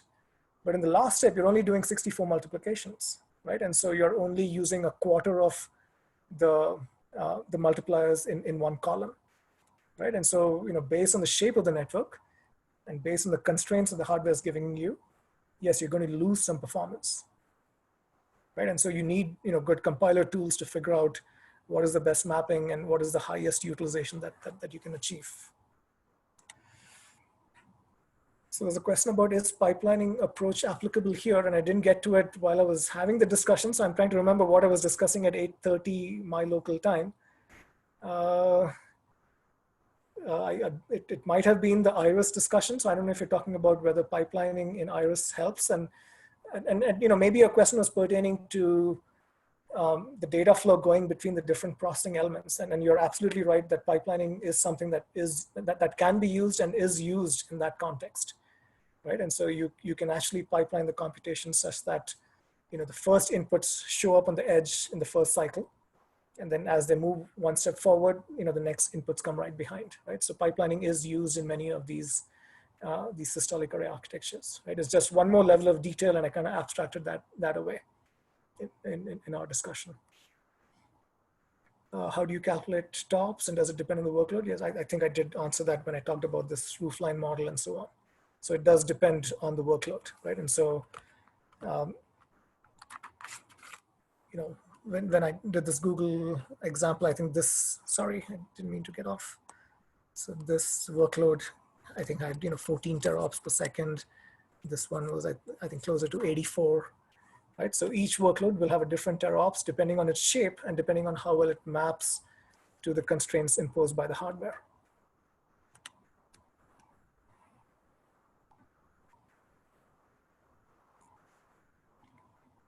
So this is also a question that kind of follows the same vein, right? So if you're giving me hardware, it helps me if I can build software that matches the hardware, right? So the hardware is giving me constraints saying, you have 64 registers, you have an 8 kilobyte buffer, right? So all of that feeds into my compiler, which then is going to tile the workload appropriately. It might also feed to the person who's designing the neural network, saying that the hardware is a good fit if you have 64 feature maps. If you have 128, it's not a good fit for the hardware, right? So it may not only feed to the compiler, it may also feed to the person who's designing the neural network. So, yes, there is this co-design aspect, and sometimes you don't have an option to change the hardware. If you do, then you would use tools like Maestro that I mentioned earlier from Tushar Krishna's group, which can do a design space exploration of both the hardware and the mapping of the workload to the hardware.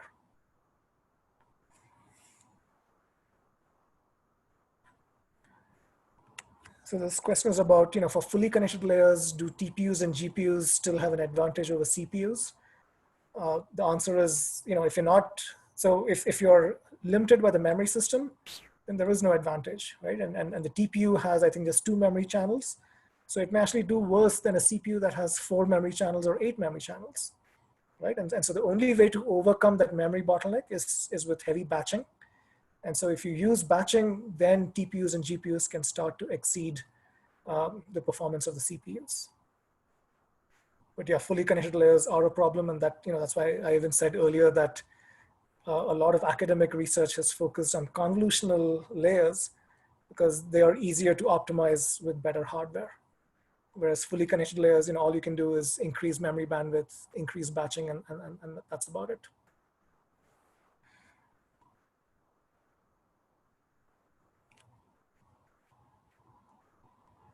So I think I kind of answered this question, right? So the differences between the matrix multiplier and the systolic array. And so I did spend some time kind of explaining that, in one case you're doing a broadcast and maybe an aggregation through an adder tree, whereas in the other case, the broadcast is happening through, hop by hop movement. And instead of an adder tree, you're kind of doing, partial sum accumulation again by doing hop to hop traversal, right? And so, I've unfortunately not found a good paper that does a good quantification of all these overheads and says that if you're trying to do a 16 by 16 multiplication, you're better off using broadcast or you're better off using systolic, right? So I think the high level trade-offs are somewhat clear, but where the crossover points I think are less well known. And I unfortunately don't have a good reference to give to you.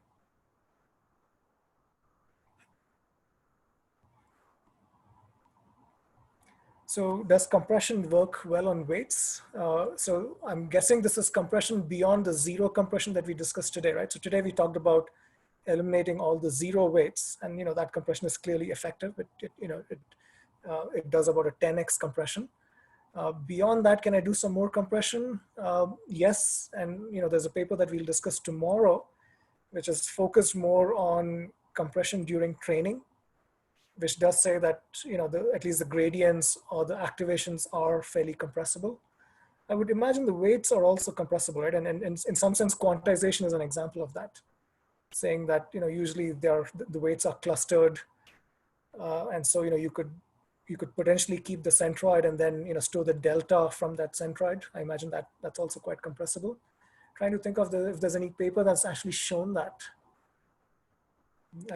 I can't think of a paper off the top of my head, but I won't be surprised if a paper exists that shows how you can do base delta compression on weights as well. Right? So base delta compression is where you kind of say that all these weights are very similar to a certain spot.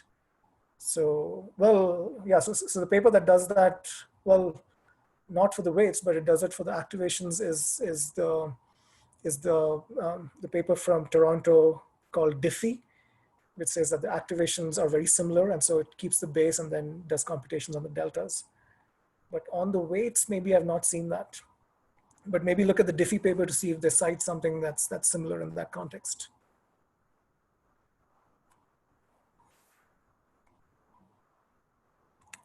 So the problem with Huffman decoding is the different workloads. Yeah, I think that's more of a comment than a question, and it's a comment that I agree with. Yeah. Yep, that's true.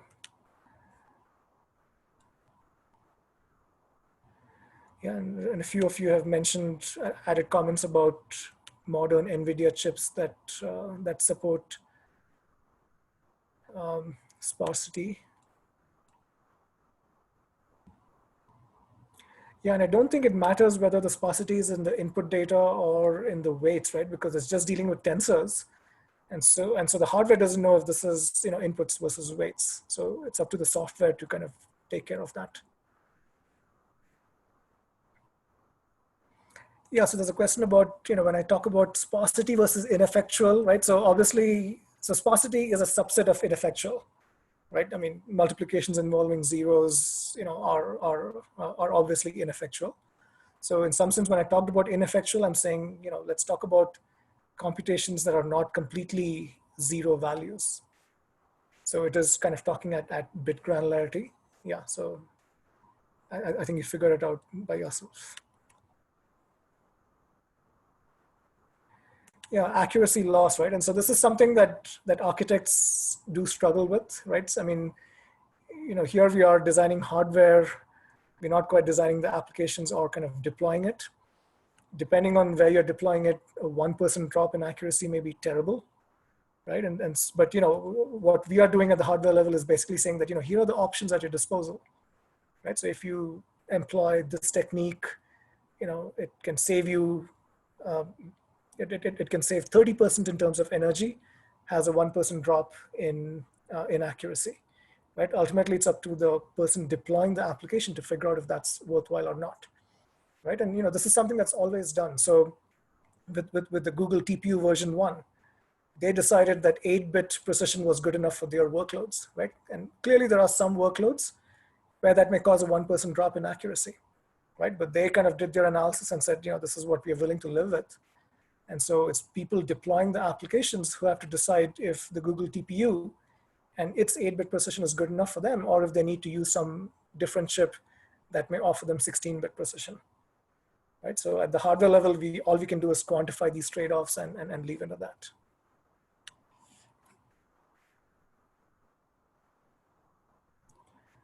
So I think this is a question about when we were talking about stripes or about convolutin. And yes, right? And so when you have these different parallel lanes, and you can move on to the next batch of tasks only when all the lanes are finished, then you will be limited by the slowest lane. Yeah, so that's one of the drawbacks, and that's why the speed up was not, while they observed 2x activation sparsity, the speed up was only 1.5x, right? And that's because of the worst case kind of playing a role in the speed up.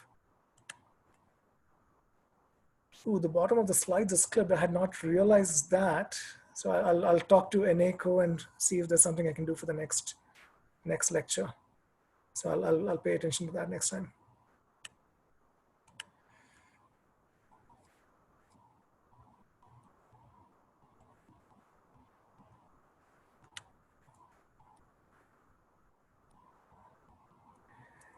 Yeah, so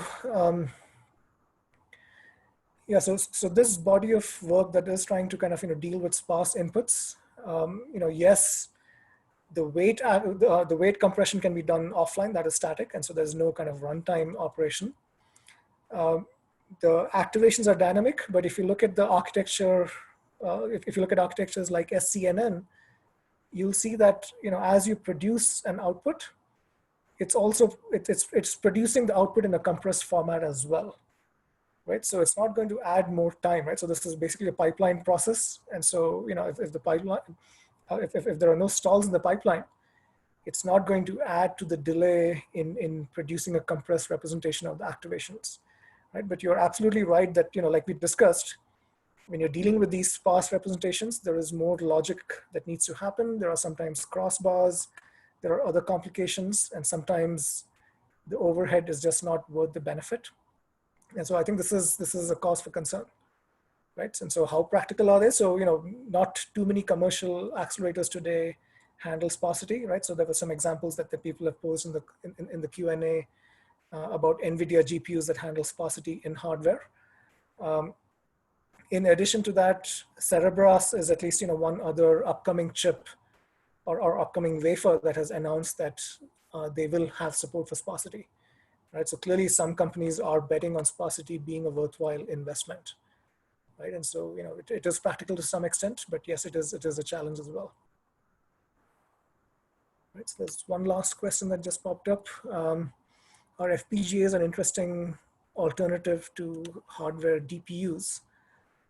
Yeah, and so in yesterday's lecture, we had this discussion about Microsoft, using the FPGA approach. And I have not seen XDNN from Xilinx, so I will take a look at that. And so FPGAs, I think, are an interesting option as well. And again, there is this trade-off space where FPGAs are not going to be as good as the best ASIC that is of comparable overhead. But the advantage that it has is that if your machine learning models are very fluid, if they are kind of changing all the time, then yes, having that FPGA support can be helpful, right? And that's kind of the key argument that the Microsoft teams were making. But that's not stopped the ASICs from investing in this as well.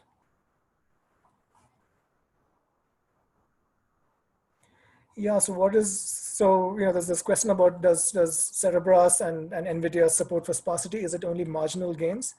Again, I'm only speculating, right? And I'm just looking at these research papers and looking at the gains that they promise. And the gains are 2x and 1.5x.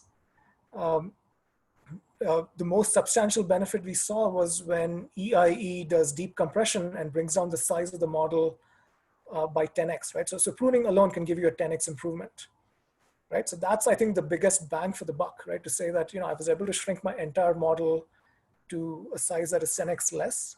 And I think that's a pretty significant gain, right? And so I think that may be the first thing that they'll go after, right? But I think subsequent generations, if they try to exploit activation sparsity, I think 2x is like the upper bound over there, right? So it's probably things that they may add incrementally in second and third and fourth generation accelerators, right? So yes, I think there is some low hanging fruit by just shrinking the model by 10x with pruning.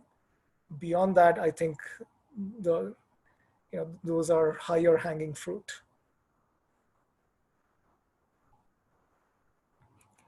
Yeah, so this last question is about interconnect for large scale training, and it plays a huge role. And so training is something I'm going to spend 1/3 of the time on. That's for tomorrow's lecture, and I'm going to spend 1/3 of tomorrow's lecture on training. And we'll talk a little bit about interconnects, right? But interconnects is it's the principles are kind of well known. It's just that are you willing to invest the higher cost to get yourself a higher bandwidth interconnect? And if you do, that does help the training process, right? So we'll spend a little bit of time on interconnects and training tomorrow. All right, so I think I'm done with all my open questions, and if there are no more questions, I will see you all tomorrow, and we'll talk about training, in-memory computing, and spiking neural networks. All right, bye everyone.